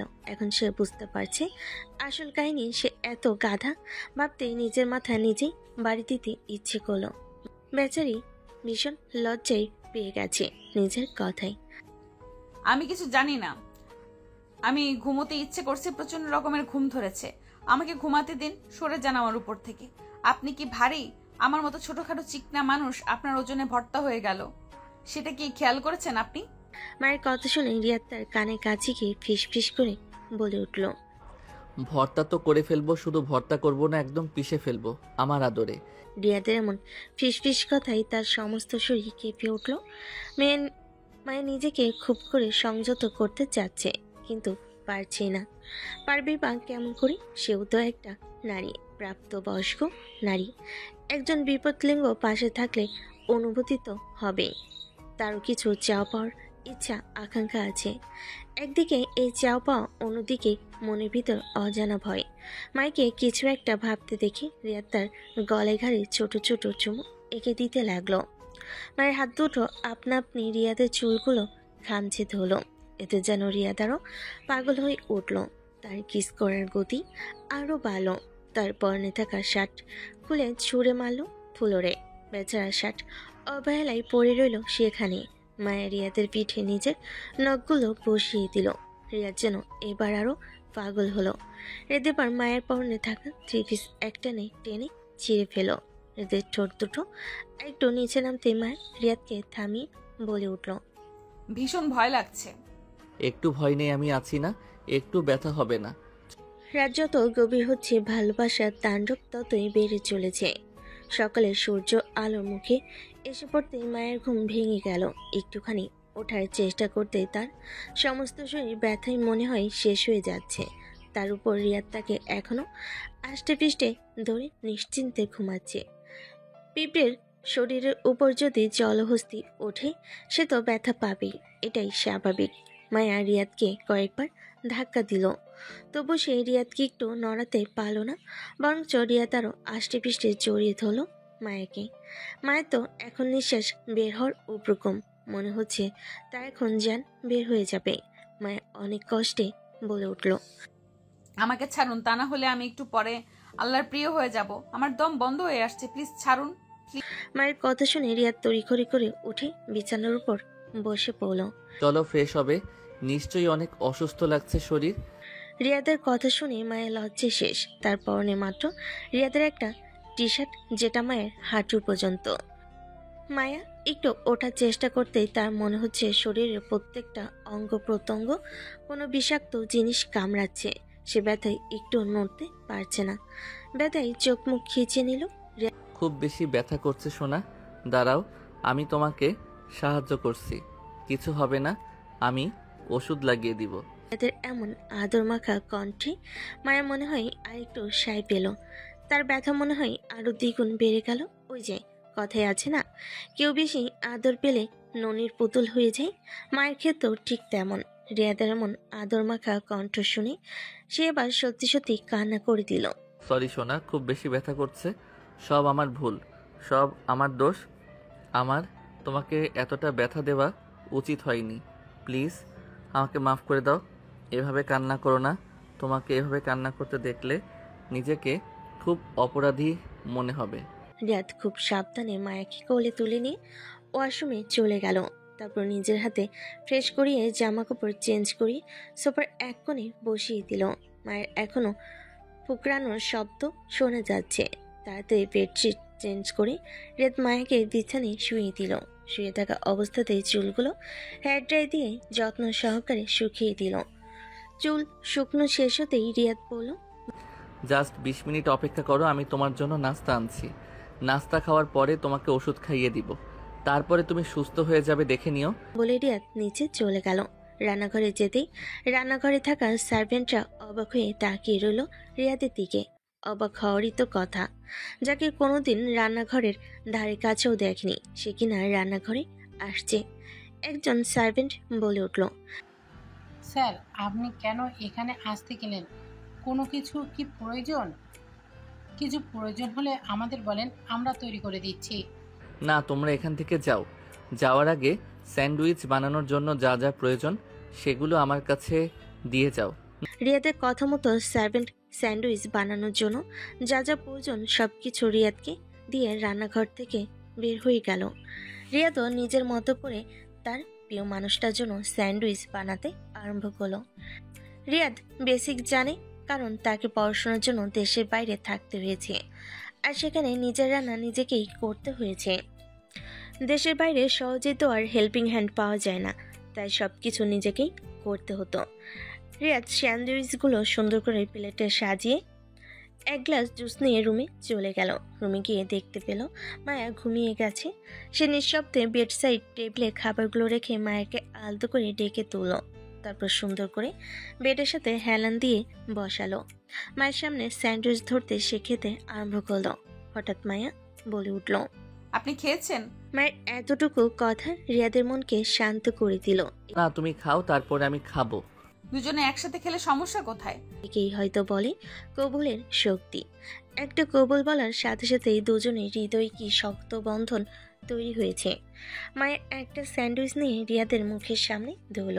রিয়াদ কথা না বাড়িয়ে স্যান্ডউইচ খেয়ে ফেলো। দুজনেই একসাথে খাবার খেলো। এক গ্লাস জুসের অর্ধেক মায়া খেলো আর অর্ধেক রিয়াদ খেলো। কথায় আছে না, স্বামী স্ত্রী একসাথে খেলে মহব্বত বাড়ে। দুজনে খাওয়া শেষ হতেই রিয়াদ মায়াকে ওষুধ খাইয়ে দিল। এর মধ্যে সার্ভেন্ট এসে সব কিছু নিয়ে গেল। ঘুমাও, রাত্রে ঘুম হয়নি, ওষুধ খাইয়ে দিয়েছি। ঘুম থেকে উঠলে ভালো লাগবে। আমি মাথায় হাত বুলিয়ে দিচ্ছি। কিছুক্ষণের মধ্যেই মায়া ঘুমিয়ে গেল। ঘুমাবেই না কেন, সারা রাত যে ধকল গেছে শরীর উপর দিয়ে। মায়া ঘুমিয়ে যেতে রিয়াদ অফিসের জন্য রেডি হলো। যাওয়ার সময় এসি পাওয়ারটা একটু কমিয়ে দিয়ে মার শরীরে কম্বল জড়িয়ে দিল। তারপর রুমটা একদম অন্ধকার করে রুম থেকে বের হয়ে গেল। যাওয়ার সময় সার্ভেন্টদের বলে গেল, ম্যাডামের যেন ঘুমের ডিস্টার্ব না হয়। ম্যাডামকে কেউ ঘুম থেকে ডেকে তুলবে না। তার যখন আপনা আপনি ঘুম ভাঙবে তখনই যেন ওঠে। বাড়ির সব কাজ সাবধানে করবে সবাই, একটু যেন শব্দ না হয়। বলেই তাড়াতাড়ি করে বের হয়ে গেল। অফিসে যাওয়ার সাথে সাথেই বলে উঠল, স্যার, সর্বনাশ হয়ে গেছে। আমাদের যে অ্যামুজমেন্টের পার্কে নতুন প্রজেক্টের ফাইল শুরু হয়ে গেছে। আমার মনে হয় স্যার এটা এইচ কোম্পানির কারসাজি। তারা প্রজেক্টটা পায়নির জন্য আমাদেরকে বিপদে ফেলার চেষ্টা করেছে। সেসব কথা পরে চিন্তা করা যাবে। এখন বলো, সিসিটিভি ফুটেজ চেক করেছো? জি স্যার, কিন্তু সিসিটিভি ফুটেজ কিছুই পেলাম না স্যার। রিয়াদ গম্ভীর মুখে কেবিনে চলে গেল। যতটুকু মেজাজ ভালো ছিল সকালবেলা তার থেকে দ্বিগুণ খারাপ হয়ে গেল। ম্যানেজারকে আসতে বলো। জি স্যার। কিছুক্ষণের মধ্যে ম্যানেজার এসে হাজির। আশিকের সাথে রিয়াদের কেবিনে, সেই সাথে বাকি সব এমপ্লয়ি এসে রিয়াদের কেবিনে দরজার সামনে দাঁড়ালো। তারা জানে না আজকে কার কপালে শনি আছে, কারি বা আজকে পৃথিবীতে শেষ দিন। সকলে ভয়ে হাত পা কাঁপছে। বুঝলে আশিক, আমি যতই ভালো হতে চাই, মানুষ কেন জানি আমাকে ভালো হতে দিতে যায় না। মানে আমি বুঝতে পারি না আমার মতো শান্তশিষ্ট মানুষের পেছনে লাগার কি আছে। কারোরই জানের মায়া নেই। জানের মায়া থাকলে আমার সাথে লাগতে আসতো না রে আশিক। স্যার, আপনি এসব কি বলছেন? আমি কতদিন ধরে আপনার সাথে কাজ করি, কখনো কি আমার নামে কিছু শুনেছেন? আমি ফাইল চুরি করিনি স্যার। আশিক, আমি কি একবারও ফাইল চুরির কথা বলেছি? না স্যার। এবার তো ম্যানেজারের গলা শুকিয়ে কাঠ হয়ে গেল। সে যে কেন এসব বলতে গেল। দেখেছিস আশিক, মানুষ একটু বোঝে না। আমি কি কাউকে একবার প্রোফাইল চুরির ব্যাপারে জিজ্ঞাসা করছি? আমি কিন্তু কাউকে একবারও ফাইল চুরির কথা বলিনি। আশিক, ল্যাপটপটা চালু কর। আশিক ল্যাপটপ চালু করার সাথে সাথেই স্ক্রিনে ভেসে উঠল গতকাল রাতের কাহিনী। সাথে সাথে ম্যানেজার আশিকের পা ধরে বলতে লাগলো, স্যার এবারের মতো মাফ করে দিন, আর এমন হবে না স্যার। প্লিজ আমাকে মাফ করে দিন স্যার, জীবনে আর কোনো দিন এরকম ভুল হবে না। আমার ডিকশনারিতে ক্ষমা নামক কোনো জিনিস নেই। আমার ডিকশনারিতে ভুল হলে সেটা ভুল হিসেবে গণনা করা হয়। সেটা এই অফিসের প্রত্যেকটা এমপ্লয়ি জানে। আমার কাছে ভুল মানে মৃত্যু, আর বিশ্বাসঘাতকদের এখানে কোনো জায়গা নেই। আশিক, অনেক দিন হলো ইকু পিকু শুকিয়ে গেছে। বেচারারা অনেক দিন পরে তাজা মাংস পাবে, অনেক খুশি হবে আশিক। রিয়াদের কথা শুনে সবার শরীর কাঁটা দিয়ে উঠল। ভয়ে সবার গলা শুকিয়ে গেল। ইকু পিকু হলো রিয়াদের পোষা দুটি কুমির, আর বাকিটা নিশ্চয়ই বলতে হবে না। এমন সময় হঠাৎ ম্যানেজার রিয়াদের দিকে তাকিয়ে বন্দুক তাক করলো। আজকে তোকে শেষ করে তবেই মরবো। গুলি করতে যাবে, সাথে সাথে পেছন থেকে গার্ড এসে ম্যানেজারের পায়ে গুলি মারল। ম্যানেজার মুখ থুবড়ে ফ্লোরে পড়ল। ওকে এমনভাবে মারবি যাতে সবার আত্মা কাঁপে। ইকু পেকুকে দিয়ে খাওয়াবি। ওকে আমার চোখের সামনে থেকে সরিয়ে নিয়ে যা। গার্ডরা ম্যানেজারকে নিয়ে সেখান থেকে চলে গেল। প্রাণ খুলে সবাই শুনে রাখ, কেউ যদি এরকম বিশ্বাসঘাতকতা করে আমার সাথে, তার এই পৃথিবীতে সেই দিনই শেষ দিন। আশা করি সবাই বুঝতে পারছে। এখন এইখানে দাঁড়িয়ে থেকে তামাশা না দেখে যার যার কাজে যাও। রিয়াদের বলতে দেরি, কিন্তু সবার কাছে যেতে 1 মিনিটও দেরি হয়নি। আজকে অফিসে কেউ একজন অনুপস্থিত আছে। আশিক দেখ। হ্যাঁ স্যার, এবার নামে নতুন ছেলেটা আজকে আসেনি। আমার কাছে অসুস্থতা বলে ছুটি নিয়েছি। পালিয়ে গেছে। যে যেখান থেকে পারবি খুঁজে নিয়ে আসবে। এমনভাবে মারবি, তোকে কি আরো বলতে হবে কিছু আশিক? আশিক মাথা নাড়িয়ে না বোঝালো। দয়া করে কাজে রেখেছিলাম। আমার সাথে বিশ্বাসঘাতকতার শাস্তি শুধুই মৃত্যু। স্যার আপনি জানলেন কিভাবে সবকিছু? আমি কয়েকবার ম্যানেজারের সাথে ওই নতুন ছেলেটাকে কথা বলতে দেখেছি, তখনই আমার সন্দেহ হয়েছে। দেখ ফাইল, ওইটা নকল চুরি হয়েছে, আসলটা তো আমার বাসাতেই আছে। আপনি আসলটা কখন বাসায় নিয়ে গেলেন? আমি তো দেখলাম না। আর কালকে রাতেও আমি ফাইল গুছিয়ে রেখেছিলাম। তাদের স্যার বিয়ে করেছে, অথচ কেউ জানে না এই ব্যাপারে। বিষয়টা তাদের কাছে অবাক করার মতো। তার থেকেও বেশি অবাক করার বিষয় হলো তাদের স্যার বিয়ে করেছে। তারা হয়তো কল্পনাও করতে পারেনি যে রিয়াদ বিয়ে করবে। এখানে এরকমভাবে সবার চিৎকার দেওয়ার কি আছে? সে মানুষ, বিয়ে করতেই পারে। এখানে অস্বাভাবিক কি? সবাই দাঁড়িয়ে না থেকে যার যার মতো কাজ করেন। আশিকের ধমক শুনে সবাই চুপচাপ তার মতো কাজ আরম্ভ করলো। আশিক চলে যেতেই আবার সবার মধ্যে গুঞ্জন আরম্ভ হলো। এটাই স্বাভাবিক। প্রায় রাত 9টা রিয়াদ বাড়িতে ফিরল। রুমে আসতেই দেখতে পেল রুমে ডিম লাইট জ্বলছে। ডিম লাইটের মৃদু আলোয় দেখা যাচ্ছে মায়া ঘুমিয়ে আছে। তাই সে আর ডিস্টার্ব না করে সরাসরি ওয়াশরুমে চলে গেল ফ্রেশ হতে। ফ্রেশ হয়ে আসতেই দেখতে পেল সার্ভেন্ট দরজায় নক করেছে। ভেতরে আসো। সার্ভেন্ট খাবার রেখে চলে যেতে নিলেই রিয়াদ বলে উঠল, ম্যাডাম খেয়েছে? জি স্যার, খেয়েছে। আমি চলে যাওয়ার পর তোমাদের ম্যাডাম কি কি করেছে? আপনি চলে যাওয়ার বেশ কিছুক্ষণ পর ম্যাডাম ঘুম থেকে উঠেছে। ধরতে গেলে প্রায় বিকেলবেলায় ঘুম থেকে উঠেছে। ঘুম থেকে ওঠার পরে ম্যাডামকে আমরা কিছু হালকা খাবার দিয়েছিলাম খাওয়ার জন্য। তারপর ম্যাডাম বলল ম্যাডামের নাকি ভালো লাগছে না বাড়ির ভেতর, তাই ম্যাডামকে সম্পূর্ণ বাড়ি ঘুরে দেখানো হয়েছে। সন্ধ্যার দিকে ম্যাডাম কিছু ফ্রুটস খেয়েছে। তারপরে 8টার দিকে ম্যাডাম রাতের খাবার খেয়েছে। ম্যাডাম আপনার জন্য অপেক্ষা করতে চেয়েছিল, কিন্তু স্যার আপনি তো বলেছেন ম্যাডাম যেন 8টার মধ্যেই রাতের খাবার খেয়ে ফেলে। গুড, বেশ ভালো করেছো, যাও এখন। সার্ভেন্ট চলে যেতেই রিয়াদ নিঃশব্দে নিজের খাবার খেয়ে মায়ের পাশে শুয়ে পড়ল। তারপর মায়াকে নিজের কাছে টেনে নিল। মায়াকে দেখে তার ভীষণ হাসি পাচ্ছে। মেয়েটা একদম বাচ্চাদের মতো করে ঘুমাচ্ছে।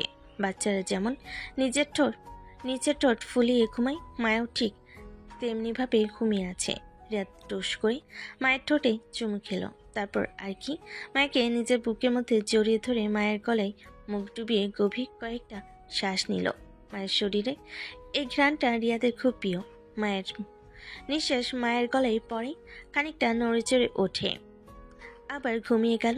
রিয়াদের গতকাল রাতে খুব ভালো ঘুম হয়েছে, কোনো ঘুমের ওষুধ ছাড়াই সে নিশ্চিন্তে ঘুমিয়েছে। এই প্রথম মনে হয়। ভাবতেই রিয়াদ মুচকি হাসল। এটাই তো তার ঘুমের ওষুধ। আর একটা জিনিস সে আজকে সারাদিন খুব ভালো করে লক্ষ্য করেছে, তার কখনো বাড়িতে আসতে মন চায়নি, কিন্তু আজকে সারাদিন কাজের ফাঁকে ফাঁকে মনে হয়েছে বাড়িতে ছুটে আসুক সে। মনে হয়েছে তার খুব মূল্যবান জিনিস এখানে সে রেখে গেছে। এসব কথা ভাবতে ভাবতে রিয়াদ যে কখন ঘুমিয়ে গেছে সে বুঝতেই পারেনি। সকালে সূর্যের আলোয় মায়ের ঘুম ভাঙতেই মায়ে দেখতে পেল রিয়াদ তাকে আষ্টেপৃষ্টে জড়িয়ে ধরে আছে। মুচকি হাসলো রিয়াদের এমন কাণ্ড দেখে। এমন সময় রিয়াদও চোখ খুলল। শুভ সকাল ম্যাডাম। শুভ সকাল। আপনি কখন এসেছেন? আমি তো বুঝতেই পারিনি। আমি মনে হয় ঘুমিয়ে গেছিলাম। আপনি আমাকে ডাকবেন না তো? জি ম্যাডাম, আমি যখন বাড়িতে এসেছি তখন আপনি ঘুমিয়ে গিয়েছিলেন। আপনাকে ডেকে আমি কি কাজ করাবো? আপনার কি কোনো কাজ ছিল তখন? তাহলে শুধু শুধু কেন আপনার কাঁচা ঘুম আমি ভাঙাতে যাব? তবু কিচ্ছু না। চলুন উঠে তাড়াতাড়ি ফ্রেশ হবেন, দেন খাওয়া দাওয়া করবেন। এভাবেই বেশ হাসি খুশিভাবেই তাদের দুজনের ছোট্ট জীবন চলছিল, যেখানে সুখের কোনো কমতি ছিল না। মায়ে ভেবেছিল রিয়াদকে ভালো করতে হয়তো তাকে অনেক কাঠখড় পোড়াতে হবে, বাড়ি আক্তারকে খুব কঠোরভাবে শাসন করতে হবে, কিন্তু কোনো কিছুই হয়নি। রিয়াদ আপনি তার কাছে ধরা দিয়েছে। ম্যাডাম, আপনি প্লিজ রান্নাঘর থেকে চলে যান। স্যার জানতে পারলে আমাদের ভীষণ বকবে। রাখো তো তোমাদের স্যারের কথা। আমি কি কখনো রান্নাঘরে আসিনি নাকি? আগে তো 24 ঘন্টা রান্নাঘরে থাকতে হয়েছে, আর এই বেটা কিনা আমাকে রান্নাঘরে আসতে দেবে না। আজকে তোমার স্যারের জন্য আমি নিজ হাতে রান্না করে নিয়ে যাব দুপুরে অফিসে, তোমাদের স্যারের প্রিয় খাবার। মায়ের কথা শুনে সার্ভেন্টরা মিটিমিটি করে হাসলো। এটা এখন তাদের নিত্যদিনে দেখা কাহিনী। আগে যেমন রিয়াদ রেগে বাড়ি মাথায় তুলতো, সবাই তার ভয়ে কোটিশুটি হয়ে থাকতো, কিন্তু এখন দেখা যায় এই বাড়িতে সম্পূর্ণ ভিন্ন চিত্র। এই বাড়ি চলে এখন মায়ের কথায়। মায়া একবার রেগে গেলে কিভাবে তাকে শান্ত করানো যায় এই নিয়ে রিয়াদের চিন্তার শেষ থাকে না। আগে তারা তাদের স্যারের রাগকে ভয় পেত, এখন স্যার তাদের ম্যাডামের রাগকে ভয় পায়। ব্যাপারটা তাদের কাছে বেশ ভালোই লাগে। রিয়াদের প্রিয় খাবারগুলো রান্না শেষে মায়ের সব কিছু গুছিয়ে রেখে রুমে চলে গেল গোসল করতে। তারপর সে সব কিছু নিয়ে রওনা দিল রিয়াদের অফিসের উদ্দেশ্যে। সার্ভেন্টরা না করেছে রিয়াদ যেন কোনো কিছু না জানে। সে রিয়াদকে সারপ্রাইজ করে দিতে অফিসে যাওয়ার পরে সে কাছে গিয়ে জিজ্ঞেস করল, আপনাদের রিয়াদ স্যারের কেবিন কোন দিকে? যে ম্যাম, স্যারের কেবিন 8 ফ্লোরে। মায়া তাকে থ্যাংক ইউ বলে যেতে নিলে রিসেপশনিস্ট বাধা দিয়ে বলল, মায়া ম্যাম, আপনি কোথায় যাচ্ছেন? আপনার কাছে কি স্যারের অ্যাপয়েন্টমেন্ট লেটার আছে? না। প্লিজ ম্যাম, স্যার অ্যাপয়েন্টমেন্ট ব্যতীত কারোর সাথে দেখা করেন না। আপনার যদি খুব বেশি প্রয়োজন হয় আপনি ওয়েটিং রুমে গিয়ে অপেক্ষা করুন স্যারের জন্য। স্যার কিছুক্ষণের মধ্যে মিটিং শেষ করে যাবে, তখন আমি আপনার কথা বলবো। Waiting room? জি ম্যাম, আপনি একটু আমার কথা শুনুন। স্যার রেগে গেলে আমার চাকরি থাকবে না। আর কোনো কথা না বাড়িয়ে ওয়েটিং রুমে গিয়ে অপেক্ষা করতে লাগলো রিয়াদের জন্য। অপেক্ষা করতে করতে কখন যে ওয়েটিং রুমে ঘুমিয়ে গেছে বুঝতেই পারেনি। প্রায় আধা ঘন্টা পরে রিয়াদ মিটিং থেকে ফিরে আসার সময় রিসেপশনিস্ট তাকে বলল, স্যার আপনার সাথে একজন ম্যাডাম দেখা করতে এসেছে, অ্যাপয়েন্টমেন্ট ছাড়া এসেছে দেখা করতে। তাকে ওয়েটিং রুমে অপেক্ষা করতে বলেছি। আপনি কি তার সাথে দেখা করবেন? দেখা করতে চাইলে আমি ম্যামকে ডেকে দিচ্ছি। ম্যাম ঘুমিয়ে গেছে। রিসেপশনিস্টের কথা মতো ওয়েটিং রুমের দিকে তাকাতেই রিসেপশনিস্টের দিকে চোখ গরম করে সে তাড়াহুড়ো করে রুমের ভিতর প্রবেশ করলো। তাকে এভাবে তাড়াহুড়ো করে মায়ের কাছে যেতে দেখে রিসেপশনিস্ট কিছুটা ঘাবড়ে গেল। তাকে ঘাবড়াতে দেখে আশিক বলে উঠল, আপনার চাকরি এখন থাকবে কিনা সেটা ভাবুন, উনি আমাদের ম্যাডাম। স্যার, উনি তো আমাকে পরিচয় দেননি। উনি তো আমার কথা এমনি মেনে নিয়েছে। আমাকে বললে আমি তো কেবিনে নিয়ে যেতাম। পারে না রিসেপশনিস্ট কান্না করে দেয়। রিয়াদ মায়ের সামনে হাঁটু গেড়ে বসে ধীরে ডেকে উঠল। রিয়াদের ডাকে মায়া পিটপিট করে চোখ হলো। তুমি এখানে আসবে আর আমাকে বলনি কেন? আপনি এসেছেন সেই কখন থেকে আপনার জন্য অপেক্ষা করছিলাম। বলে দিলে সারপ্রাইজ হবে কেমন করে? আপনার জন্য দুপুরের খাবার নিয়ে আসছি। আর শোনেন, রিসেপশনিস্টকে কিছু বলবেন না, সে তার নিজের কাজ করেছে। এখানে আমার ভুল হয়েছে, আমি আমার পরিচয় দেই না, সেই জন্য সে আমাকে কেউ আসতে দেয়নি। রিয়াদ আর মায়াকে কিছু বলার সুযোগ না দিয়ে পাজা কোলে তুলে নিল। আশিক খাবারের ব্যাগটা নিয়ে রিয়াদের পিছু পিছু ছুটল। কেবিনে আসতেই মায়াকে নিজের চেয়ারে বসিয়ে দিল। আশিক খাবারগুলো টেবিলের উপর রেখে চলে গেল নিঃশব্দে। সেটা আমি পরে দেখে নিব। তা ম্যাডাম কি এনেছেন আমার জন্য? আপনার জন্য আজকে নিজ হাতে রান্না করে নিয়ে আসছি আপনার প্রিয় খাবার। রিয়াদ মায়ের কথা শুনে তাড়াতাড়ি করে মায়ের হাত পা চেক করতে লাগলো। কি করছেন কি? আমার কিছু হয়নি। তোমাকে না আমি বলেছি তুমি রান্নাঘরে যাবে না? বাড়িতে সার্ভেন্ট আছে কি করতে? তোমাকে রান্নাঘরে যেতে বলেছিল কে? আমি কি একবারও বলেছি তুমি আমার জন্য রান্না করো? যদি তোমার হাত পা পুড়ে যেত তখন কি হতো? আরে বাবা, তুমি এমন ভাবে বলছো মনে হচ্ছে আমি কখনো আগে রান্নাঘরে যাইনি। আগে সব সময় রান্নাঘরে থাকতে হতো। আর তুমি একটু রোমান্টিকতাও বোঝো না? আমি রোমান্টিকতা বুঝি না আমি? আচ্ছা রাতে বুঝিয়ে দেব নে রোমান্টিকতা কি। নিন, এখন এইসব বাদ দিয়ে তাড়াতাড়ি খাবার খেয়ে নিন, অনেক বেলা হয়ে গেছে। সত্যি রিয়াদের খিদে পেয়েছে, তাই আর সে কোনো কথা না বাড়িয়ে খাবার খেতে আরম্ভ করলো। সে নিজেও খাচ্ছে, সাথে মায়াকেও খাইয়ে দিচ্ছে। এই কয়েকদিনের মায়ের অভ্যাস হয়ে গেছে রিয়াদের হাতে খাওয়ার। সচরাচর এখন সে খুবই কম হাত দিয়ে খাবার খায়। রিয়াদি তাকে বেশিরভাগ সময় খাইয়ে দেয়। দেখা যায় যখন রিয়াদ বাসায় থাকে না তখন সে নিজের হাতে খায়। খাওয়া শেষ হতেই রিয়াদ সবকিছু গুছিয়ে কল দিল। একজন সার্ভেন্ট এসে সবকিছু নিয়ে গেল। মায়াকে চেয়ার থেকে উঠিয়ে সে চেয়ারে বসে মায়াকে তার কোলে বসালো। মায়া দুহাত দিয়ে রিয়াদের গলা জড়িয়ে ধরল। এখন যদি হঠাৎ করে কেউ কেবিনে চলে আসে তখন কি হবে? কারো এত বড় বুকের পাটাই নেই যে আমার কেবিনে নক না করে ভিতরে আসবে। ম্যাডাম আমার ভীষণ প্রেম পাচ্ছে বলে মায়ের গলায় মুখ ডুবিয়ে ছোট ছোট চুমু এঁকে দিতে লাগলো রিয়াদ। মনে হচ্ছে তার ভীষণ নেশা লাগছে, যাকে বলে মায়াময় নেশা। কি করছেন কি? ছাড়ুন আমাকে। এটা বাসা না, এটা অফিস। আপনার না হয় লজ্জা শরম বলতে কিছু নেই, আমার তো আছে। তোমাকে আজকে শাড়ি পরে আসতে কে বলেছিল? কেন, আপনার জন্য পরেছি। আমার জন্য পরলে শুধু আমি দেখব, অন্য কেউ দেখবে না, এটা মাথায় রাখবে। যখন ওয়েটিং রুমে ঘুমিয়ে পড়েছিলে তখন কোমর থেকে শাড়ি সরে গিয়েছিল, সেটা কি তোমার খেয়াল আছে? শাড়ি যদি ঠিকঠাক মতো গুছিয়ে না রাখতে পারো তাহলে পরো কিসের জন্য? রিয়াদের কথা শুনে মায়ের সত্যি ভীষণ খারাপ লাগছে। সে ঘুমের মধ্যে এই বিষয় খেয়াল করেনি। রিয়াদকে রাখতে দেখে মায়া শক্ত করে রিয়াদকে জড়িয়ে ধরে ঠোঁটে কিস করে দিয়ে রিয়াদের গলায় মুখ লুকালো। যা দেখে রিয়াদের রাগ হালকা হয়ে গেল। তাকে আর পাইকে মায়ের চুল ধরে তার মুখ বরাবর নিয়ে আসলো। তারপরে কিস করতে আরম্ভ করলো। স্পর্শগুলো যখন আরেকটু গভীর হতে আরম্ভ করলো সে সময় আশিক এসে দরজায় নক করলো। শব্দ শুনে মায়ের রিয়াদকে খুব কষ্টে ঠেলে দূরে সরিয়ে দিল। তাড়াতাড়ি করে তার কোল থেকে নেমে উঠে যায় দাঁড়িয়ে। দাঁড়িয়ে গেল। বেচারার মেজাজ খারাপ হয়ে গেল। মাটি একটু আদর করছিল আর এখন এসে হাড্ডি হতে হবে। বিরক্তি দিতে চোখ মুখ কুচকে নিল। দেখুন, কেউ হয়তো এসেছে। দরজা নক করলো কয়েকবার, মনে হয় কোনো প্রয়োজনীয় কথা হতে পারে। রিয়াদের অনুমতি দিতেই রুমের ভিতর আশিক প্রবেশ করলো।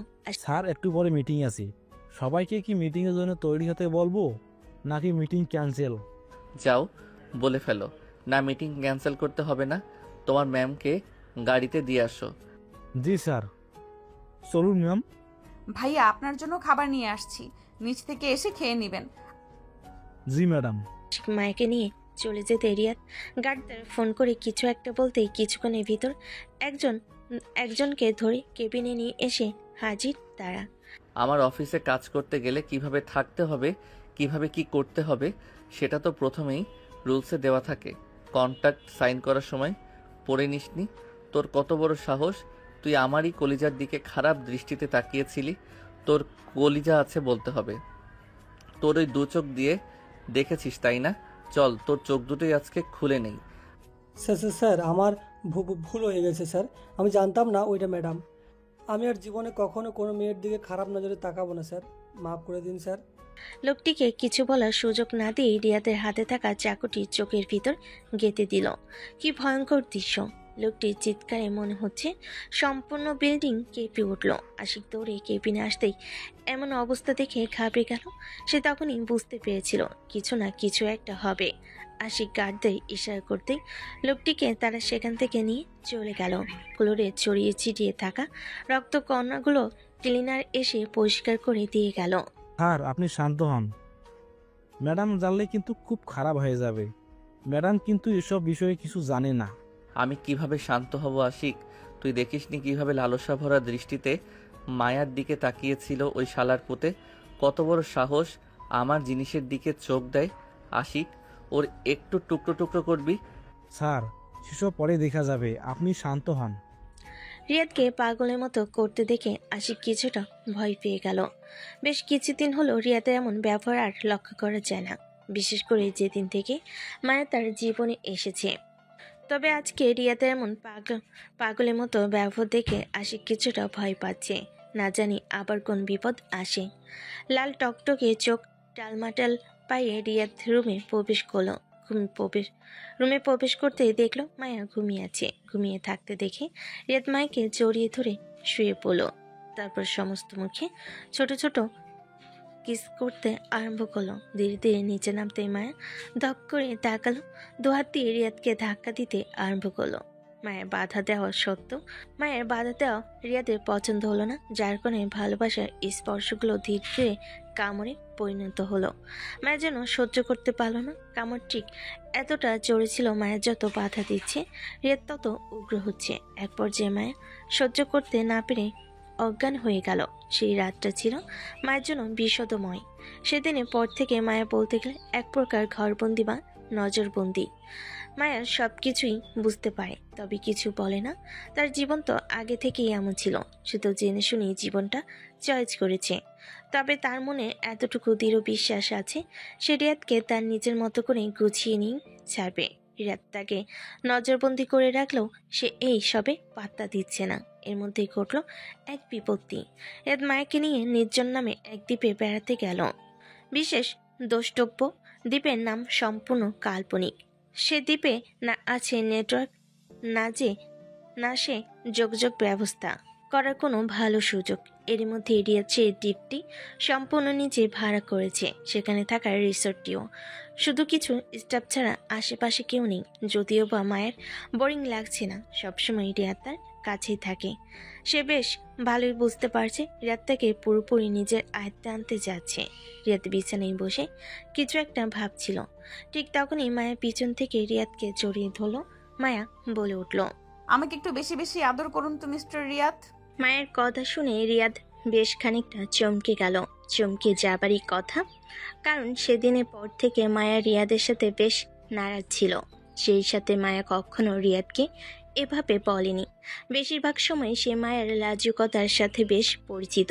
তবে এটার একটা কারণ আছে। মায়া রিয়াদকে নিজের সাথে ফ্রি করতে চায়, রিয়াদের সমস্যার সমাধান হতে চায়। সেভাবে রিয়াদের নজরবন্দি থাকতে চায় না। এমন পদক্ষেপ নেওয়া মায়ের রং। রিয়াদ মায়ের হাত ধরে একটানে পেছন থেকে সামনে নিয়ে এসে তার কোলের উপর বসালো। মিসেস, আপনার কি জ্বর হয়েছে নাকি শরীর খারাপ হয়েছে আপনি এই কথা বলছেন? কেন, আমি কি এরকম কথা বলতে পারি না? অবশ্যই পারেন। হয়তো এটা হয়তো আপনার নতুন রূপ, যেটা আমি এখনো পর্যন্ত দেখিনি। কথাগুলো বলতে বলতে রিয়াদ মায়ের গলায় নাক ঘষতে আরম্ভ করলো। খুব বেশি করে ভালোবাসতো রিয়াদ আজ আমায়, যেন আমাদের বেবি হয়। তুমি কি বললে আবার বলো তো?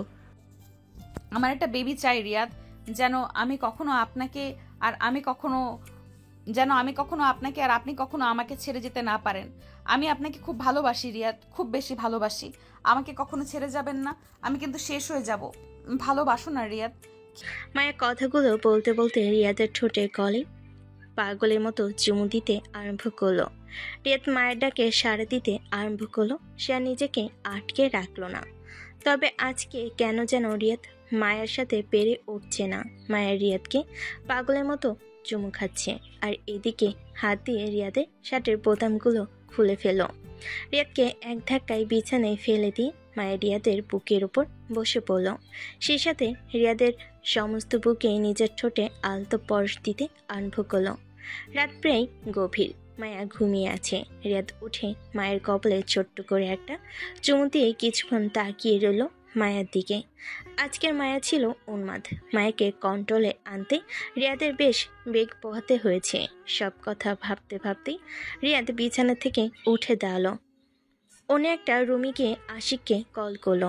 আশিকের সব যাবতীয় খবরাখবর নিল। মায়া জানে এখানে কোনো নেটওয়ার্ক নেই। নেটওয়ার্ক আছে রিয়াদের আদেশ মতো, সবাই নেটওয়ার্কের বাইরে ভেবে রিয়াদ হাসল। গঙ্গানির শব্দ শুনে মায়ের ঘুম হালকা হয়ে আসলো। শব্দটা যখন আরো তীব্র হতে লাগলো, সাথে সাথে মায়ের তাড়াতাড়ি করে উঠে বসে পড়ল। পাশে তাকাতেই দেখলো রিয়াদ বিছানায় শুয়ে থেকে কাতরাচ্ছে। কি হয়েছে? আপনি এমন করছেন কেন? কোথায় কষ্ট হচ্ছে আমাকে বলেন। বলতে বলতেই মায়া কেঁদে দিল। রিয়াদ কিছু একটা বলতে চাচ্ছে, কিন্তু সে কিছুই বলতে পারছে না তীব্র ব্যথায়। কি হলো? এমন করছেন কেন? পেটে হাত দিয়ে আছেন কেন? পেট ব্যথা করছে? খুব বেশি বেশি ব্যথা করছে? মায়ের কিছু একটা মনে পড়তেই রিয়াদকে রেখে দৌড়ে রুম থেকে বের হয়ে গেল। হসপিটালের বিছানায় অবচেতন হয়ে পড়ে আছে রিয়াদ। একপাশে মায়া রিয়াদের হাত ধরে বসে আছে। তখন ওরকম অবস্থা দেখে মায়া দিশেহারা হয়ে গেছিল। তখন তার হঠাৎ করে মনে পড়ে আশিককে ফোন দেওয়ার কথা। মায়া সব কিছুই জানতো যে রিয়াদ আলাদা রুমে সব কাজ করে, এমনকি সেখানে নেটওয়ার্কও আছে। কিন্তু যেহেতু রিয়াদ তাকে জানাতে চায়নি, সেও আর এই বিষয়ে বেশি ঘাটেনি। আশিককে খবর দিয়ে এসে দেখে রিয়াদ অবচেতন হয়ে পড়ে আছে বিছানায়। আর কিছুক্ষণ পরেই আশিক হেলিকপ্টার নিয়ে হাজির রিসোর্টে। তারপরই তাকে হসপিটালে নিয়ে আসা হয়েছে। ম্যাডাম, এমন কেমন করে হলো? আমি কিছুই জানি না, ঘুমিয়েছিলাম, হঠাৎ গোঙানির আওয়াজে ঘুম ভেঙে যায়, তারপরে দেখে এই অবস্থা। তাদের কথার মাঝে ডাক্তার এসে উপস্থিত হলো কেবিনে। রোগী কি খাওয়া দাওয়াতে অনিয়ম করেছে? হ্যাঁ, ঘুরতে যাওয়ার আগে স্যার ঠিকমতো খাওয়া দাওয়া করতেন না, কোনো দিন না খেয়ে থাকতো। রোগী ঠিকমতো না খাওয়ার কারণে পেটে অতিরিক্ত গ্যাস হয়ে আলসার হয়েছে, যার কারণে তীব্র পেট ব্যথা হয়েছিল। রোগীর খাওয়া দাওয়ার খেয়াল রাখতে হবে। নিয়মকানুন না মানলে ক্যান্সার হওয়ার সম্ভাবনা আছে। তবে আমরা আশা করছি ওষুধ খেলে আর নিয়মিত খাওয়া দাওয়া করলে সব কিছু ঠিক হয়ে যাবে। চিন্তার কিছুই নেই। আর হ্যাঁ, রোগীর জ্ঞান ফিরলে তাকে তরল জাতীয় জিনিস খাওয়াবেন। বলে ডাক্তার কেবিন থেকে চলে গেল। রিয়াজ যে ঠিক মতো খাওয়া দাওয়া করছে না সেই বিষয়ে আমাকে কেন জানানো হয়নি আশিক? ম্যাম আসলে আগে তো আপনি সবসময় স্যারের খাওয়া দাওয়া খেয়াল রাখতেন, কিন্তু কিছুদিন হলো আপনি স্যারের খেয়াল রাখলেন না। সেই কারণে স্যার তেমনভাবে কিছু খাওয়া দাওয়া করতো না। আমি 1000 বার বললেও খেত না। আপনি মনে করে দেখেন, আমি একবার বলেছিলাম ওই বিষয়ে আপনাকে, কিন্তু আপনি আমার কথা শোনার আগেই তো স্যারের উপর রাগ করে চলে গেলেন। স্যার আপনার হাতে রান্না ছাড়া আর কারোর হাতে রান্না খেতে চায় না। স্যার প্রথমে আপনাকে রান্নাঘরে যেতে না করলেও এখন খেয়াল করে দেখবেন, আপনি যদি স্যারের জন্য রান্না করেন স্যার কিন্তু কিছু বলে না। মায়া আশিকের কথাগুলো ভেবে দেখলো আসলেই তো আগের মতো রান্নাঘরে গেলে রিয়াদ আর তাকে তেমন কিছু বলে না। যদিও আবার সব কাজ হেল্পিং হ্যান্ডই করে। সে বেশ ভালো করে খেয়াল করে দেখেছে। আগে বাসার কুক রান্না করলেও মায়া যে আইটেমটা রান্না করে সেটা দিয়ে রিয়াদ সবসময় খাবার খেত। অন্য কোনো আইটেম তার প্লেটে নিত না। যদিও বা রিয়াদ এটা কখনো প্রকাশ করেনি তার সামনে। যখন সে বুঝতে পারল তখন থেকে রিয়াদের খাওয়া দাওয়া সব কিছু খেয়াল সেই রাখত। কিন্তু হঠাৎ করে ওই রকম পরিস্থিতিতে পড়ে তার মানসিক অবস্থাটা একদম ভেঙে পড়েছিল। কিন্তু সে এখন বুঝতে পারছে কতটা ভুল সে করেছে। কিন্তু মায়ের মাথায় এতটুকু চিন্তা আসছে না যে আসলে দোষটা তার নয়, দোষটা পরিস্থিতির। ম্যাডাম কিছু ভাবছেন? ম্যাডাম না, কিছু ভাবছি না, এখানেই থাকো, আমি আসছি। কই যাচ্ছেন ম্যাডাম? স্যারের জ্ঞান ফিরিয়ে আপনাকে না দেখলে রাগারাগি করবে। আমি বাসায় যাচ্ছি খাবার আনতে, আমি না আসা পর্যন্ত কেবিনে থাকবে। জি ম্যাডাম। মায়া চলে গেল রিয়াদের জন্য খাবার আনতে। আর অন্যদিকে আশিক রিয়াদের পাশে বসে রইল। বেশ খানিকক্ষণ পর রিয়াদ পিটপিট করে চোখ খুলে আশেপাশে তাকালো। সমস্ত রুম পর্যবেক্ষণ করতেই এসে বুঝতে পারল মায়া নেই তার পাশে, তাড়াতাড়ি করে উঠে পড়ল। স্যালাইন দেওয়া হাতটাতে টান লাগলো। স্যার কি করছে নাকি? এমন করবেন না, হাতে ব্যথা পাচ্ছেন তো। দেখেন রক্ত উপর দিকে উঠেছে। আশিকের কথা তার কানে গেল কিনা বোঝা গেল না, তবে সে পাগলের মতো মায়াকে এই দিক থেকে ওই দিক খুঁজতে আরম্ভ করলো। মায়া কই? মায়াকে দেখছি না কেন? মায়া আমাকে ছেড়ে গেছে কোথায়? আশিক, মায়া, এটা হতে পারে না। মায়া আমাকে ছেড়ে যেতেই পারে না। মায়া কোথায়? এমন করবেন না প্লিজ। ম্যাম আসে আপনার জন্য খাবার আনতে গিয়েছে, এক্ষুনি চলে আসবে। আপনি এত হাইপার হবেন না স্যার, এটাই আপনার ক্ষতি হবে। তাহলে মায়াকে তাড়াতাড়ি ফোন করো, তাড়াতাড়ি আমার এখানে আসতে বলো। আমাকে একা রেখে কেন সে চলে গেছে? আশিক তাড়াতাড়ি মায়াকে ফোন করতে আরম্ভ করলো, কিন্তু মায়া ফোন ধরছে না। মায়াকে ফোন ধরতে না দেখে রিয়াদ আরো বেশি পাগলামি শুরু করলো। আমি জানতাম ও ফোন ধরবে না। ও আমাকে রেখে চলে গেছে, আমাকে রেখে চলে গেছে। ওকে তুই যেতে দিলে কেন আশিক? ও আর আসবে না, আর আসবে না। আমাকে রেখে চলে গেছে, আমাকে রেখে চলে গেছে আশিক। রিয়াদ পাগলামি করছে আর কেবিনে এটা ওটা চারিদিকে ছুঁড়ে মারছে। ডাক্তার নার্স তাদের কাছে যেতে পারছে না। স্যালাইন দেওয়া হাত থেকে অঝরে রক্ত পড়ছে, সেদিকে খেয়াল নেই তার। তার এখন মায়াকে চাই, যে কোনো মূল্যে মায়াকে চাই। মায়া কেবিনে আসছিল। রিয়াদের রুম থেকে চিল্লাচিল্লির আওয়াজ শুনেই দৌড়ে তাড়াতাড়ি কেবিনে প্রবেশ করলো। প্রবেশ করতে দেখলো এই অবস্থা। রিয়াদ খেয়াল করেনি যে মায়া কেবিনে প্রবেশ করেছে। মায়া দৌড়ে গিয়ে রিয়াদকে জড়িয়ে ধরলো। এই তো আমি এখানে। আমি আপনাকে ছেড়ে কোথায় যাব বলেন? এমন করছেন কেন? আমি তো আছি, দেখেন আমি এখানেই আছি, আপনাকে জড়িয়ে ধরে আছি। প্লিজ এমন হাইপার হবেন না, আপনার ক্ষতি হবে তো। আমি তো শুধু আপনার জন্য খাবার আনতে গেছিলাম। মায়ের কথা শুনে রিয়াদ শান্ত হয়ে গেল। রিয়াদ মায়াকে শক্ত করে জড়িয়ে ধরলো। মায়ের যেন দম যায় অবস্থা। আমার জন্য কোথাও যেতে হবে না। কিসের জন্য তুমি খাবার আনতে গেছো আমাকে না বলে? আমি তোমাকে না দেখে পাগল হয়ে গেছি। আমি ভেবেছি তুমি আমাকে ছেড়ে চলে গেছো। কথাগুলো বলতে রিয়াদের চোখ থেকে এক ফোঁটা পানি মায়ের মাথায় পড়ল। আমি আপনাকে ছেড়ে কেন চলে যাব? আপনি কারণ দেখান। আমি আপনাকে বলেছি না আমি আপনাকে ভালোবাসি? তাহলে আপনার কেন আমার প্রতি বিশ্বাস নেই? মায়ের কিছুটা অভিমানী সুরে বলল। রিয়াদ হয়তো মায়ের অভিমান বুঝতে পারল। না, আসলে আমি ওভাবে বলতে চাইনি। কিভাবে বলতে চেয়েছেন আমি খুব ভালো করেই বুঝতে পেরেছি। এখন আমাকে ছাড়ুন। বলে মায়া রিয়াদকে ছাড়িয়ে নিয়ে তাকে বেডে বসিয়ে দিল। রিয়াদকে শান্ত হতে দেখে আশিক চোখের ইশারায় নার্সকে রুম পরিষ্কার করতে বলল। অন্যদিকে ডাক্তার রিয়াদের কাছে এগিয়ে যেতে চাইলে মায়া তাকে না করলো। ম্যাডাম, স্যারের স্যালাইন এখনও শেষ হয়নি, স্যার এখনও দুর্বল। আমি এই হাতে ব্যান্ডেজ করে দিচ্ছি, আপনি অন্য হাতে স্যালাইন লাগিয়ে নিন। ডাক্তার আর মায়া যে যার মতো নিজের কাজ করতে লাগলো। মায়ের হাত ড্রেসিং করে সুন্দর করে ব্যান্ডেজ করে দিল। ডাক্তার অন্য হাতে স্যালাইন লাগিয়ে কেবিন থেকে চলে গেল। তার পেছন পেছন সবাই বের হয়ে গেল। এখন শুধু রুমে একা আছে তারা দুজনে। মায়া কিছু না বলে চুপচাপ তার আনা খাবার রিয়াদকে খাওয়াতে আরম্ভ করলো। রিয়াদও চুপচাপ খেয়ে নিল। রিয়াদ খুব ভয় পেয়ে আছে, মায়াকে কিছু বলতে পারছে না তার রাগী চেহারা দেখে। তো তুমি কি রাগ করে আছো আমার উপর? জাস্ট এতটুকু কথাই মায়ের বোম ফাটানোর জন্য যথেষ্ট ছিল। কেন আমি রাগ করে থাকবো কেন? আমাকে কি মানুষ মনে হয়? আমি তো মানুষ না, আমি তো গরু ছাগল। আর কি এরকম পাগলের মতো করছিলেন কেন? কিছু মনে না দেখে মনে করেন যে সব মেনে নেব, তাই না? আমি চলে গেছি।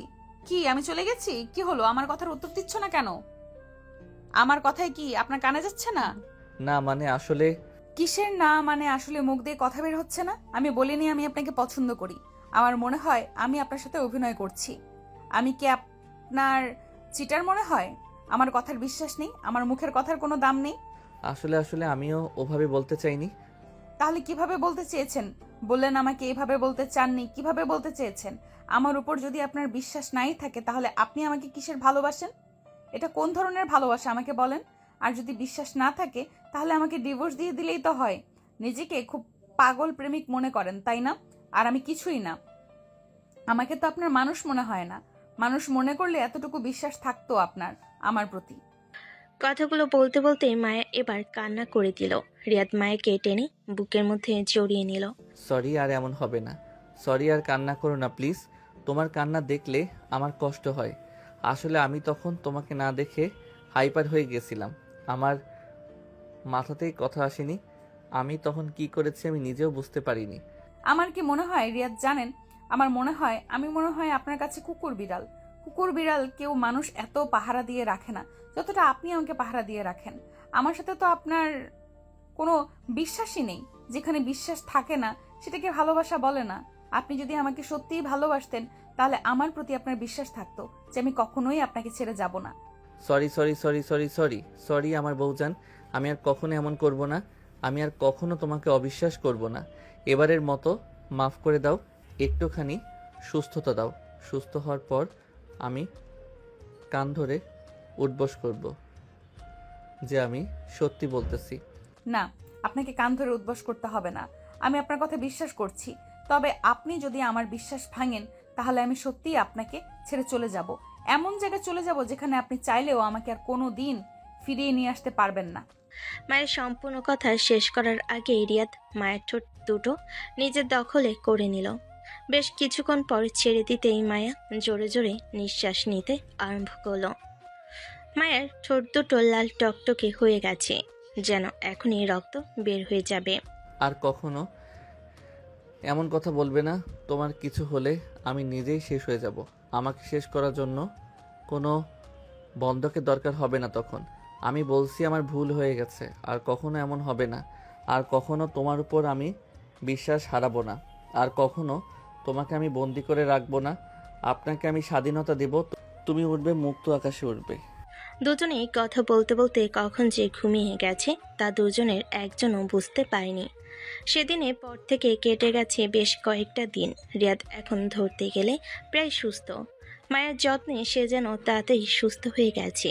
সেদিনের পর থেকে রিয়াদ মায়েকে দিয়েছে সম্পূর্ণ স্বাধীনতা। তবে তার সেফটি যেন সবসময় তার সাথে থাকে, লেডিস গার্ড থাকে। মায়ের প্রথমে মানতে না চাইলেও রিয়াদের কথা এটাতে বাধ্য হয়ে মানতে হয়েছে। রিয়াদের পাগলামি মাঝে মাঝে বের হয়ে আসতে চাইলেও রিয়াদ নিজেকে খুব কষ্ট করে মায়ের সামনে মানিয়ে নেয়। যদিও মায়া এখনও রিয়াদের মাফিয়া সম্পর্কে জানে না, শুধু এতটুকু জানে রিয়াদের পরিবারে কিছুটা সবার মানসিক সমস্যা আছে। মায়ের কথা মতো রিয়াদ এখন মাঝে মাঝে সাইকিয়াট্রিস্টের কাছে যায়। আগে থেকেই সব কিছু অনেকটাই কমে এসেছে। মায়া ঘুম থেকে উঠে বিছানার পাশে তাকাতেই দেখলো রিয়াদ তার পাশে নেই। মায়া উঠে নিচে আসতেই দেখলো রিয়াদ রান্না করছে তার জন্য। উঠেছো? ঘুম ভালো হয়েছে তো? ফ্রেশ হয়েছো? মায়া মাথা দিয়ে না করলো। রিয়াদ মায়ের সাথে কথা বলতে বলতে টেবিলে সমস্ত খাবার রেখে মায়ের সামনে গিয়ে দাঁড়াতেই মায়া তার মাথাটা রিয়াদের পেটের উপর রেখে শক্ত করে জড়িয়ে ধরল। রিয়াদকে আর করলো মায়া রুমে জুতা পরে আসেনি। মায়াকে কোলে তুলে নিয়ে ওয়াশরুমে চলে গেল। তারপর নিজ হাতে মায়াকে ফ্রেশ করে দিয়ে আবার টেবিলে নিয়ে এসে বসালো। আজকে তোমার সমস্ত পছন্দের খাবার রান্না করেছি। বলতে বলতে রিয়াদ মায়াকে খাইয়ে দেওয়ার জন্য মায়ের মুখের সামনে খাবার ধোলো। মায়া খাবারটা মুখে নেওয়ার কিছুক্ষণ পর দৌড়ে বেসিনে চলে গেল। মায়াকে এভাবে দৌড়াতে দেখে রিয়াদও মায়ের পেছনে পেছনে গেল। দেখলো মায়া বমি করছে। কি হলো? আমার রান্না ভালো হয়নি? ভালো না হলে খেতে হবে না। না, ভালো হয়েছে, কিন্তু আমার কাছে কেমন যেন গন্ধ লাগছে। কই আমি খেলাম, আমার কাছে তো গন্ধ লাগলো না। তাহলে তোমার কাছে গন্ধ লাগলো কেন? আচ্ছা, তোমার কাছে গন্ধ লাগলে তোমাকে খেতে হবে না। যাও, তুমি রেস্ট নাও। আশিক অনেকক্ষণ ধরে খেয়াল করেছে রিয়াদের অফিসের কাজে মনে কিছু একটা চিন্তা করছে। স্যার, আপনি কি কিছু ভাবছেন? আপনাকে দেখে মনে হচ্ছে আপনার কাজের প্রতি কোনো মন নেই। আশিক, আমার রান্না কি এতটাই খারাপ যে মানুষ খেলে বমি করবে? আপনার রান্না খারাপ হতে যাবে কেন? আপনি বাংলাদেশের সব থেকে বড় শিপের কাছ থেকে রান্না শিখছেন শুধুমাত্র ম্যাডামের জন্য। আপনার রান্না খারাপ হবে এটা মানা আমার প্রতি অসম্ভব। তাহলে তোমার ম্যাডাম বমি করলো কেন? হতে পারে ম্যাডাম অন্য কোনো কারণে বমি করেছে। আমার মনে হয় না ম্যাডাম আপনার রান্না খেয়ে বমি করেছে। আশিকের কথা শুনে রিয়াদ ভেবে নিল হয়তো অন্য কোনো কারণে মায়ের এমন হয়েছে। অফিস থেকে বাড়িতে এসে রিয়াদ মাইকে শক্ত করে জড়িয়ে ধরল। বলছি আপনার শরীরে কি পরিমাণ গন্ধ, আমার বমি আসছে, তাড়াতাড়ি ফ্রেশ হয়ে আসেন। মায়ের এমন ব্যবহারে রিয়াদ অবাক হলো। মায়ের রিয়াদের শরীরের গন্ধ খুব পছন্দ করে। রিয়াদ অফিস থেকে আসলে মায়ের তাকে জড়িয়ে ধরে রিয়াদের শরীরের ঘ্রাণ নিতে আরম্ভ করে। আজকেই প্রথম বলল মায়া রিয়াদকে এমন কথা। রিয়াদ অন্য কিছু না বলে ফ্রেশ হতে চলে গেল। সেদিনের পর থেকে রিয়াদ খেয়াল করেছে মায়ের রিয়াদকে তার কাছে ঘেঁষতে দেয় না। মায়ের ঠিকমতো খাবার খেতে পায় না, সব কিছু গন্ধ গন্ধ লাগে। মায়ের অনেকটা শুকিয়ে গেছে, চোখের নিচে কালো দাগ পড়েছে। মায়ের এমন অবস্থা দেখে রিয়াদের টেনশনের শেষ নেই। রিয়াদ অনেকবার করে বলেছে মায়াকে ডাক্তারের কাছে নিয়ে যাবে, কিন্তু মায়া বারবারই রিয়াদকে বলেছে ঠিক হয়ে যাবে, তার কোনো সমস্যা হচ্ছে না তেমন। কিন্তু রিয়াদ মায়াকে নিয়ে বেশ চিন্তিত। রিয়াদ মিটিংয়ে ছিল, এমন সময় তাড়াতাড়ি করে আশিক রিয়াদের কাছে আসলো। ম্যাডাম হঠাৎ কেন সেন্সলেস হয়ে গেছে, সার্ভেন্টার তাকে হসপিটালে নিয়ে গেছে। আশিকের বাকি কথা শোনার আগে রিয়াদ দৌড়ে বের হয়ে গেল। হসপিটালে এসে রিসেপশনিস্টের কাছ থেকে কেবিন নাম্বার জেনে দৌড়ে কেবিনে প্রবেশ করলো। দেখলো মায়া বিছানায় শুয়ে আছে। মায়ের জ্ঞান ফিরেছে। এক পাশে ডক্টর দাঁড়িয়ে, আরেক পাশে সার্ভেন্টরা।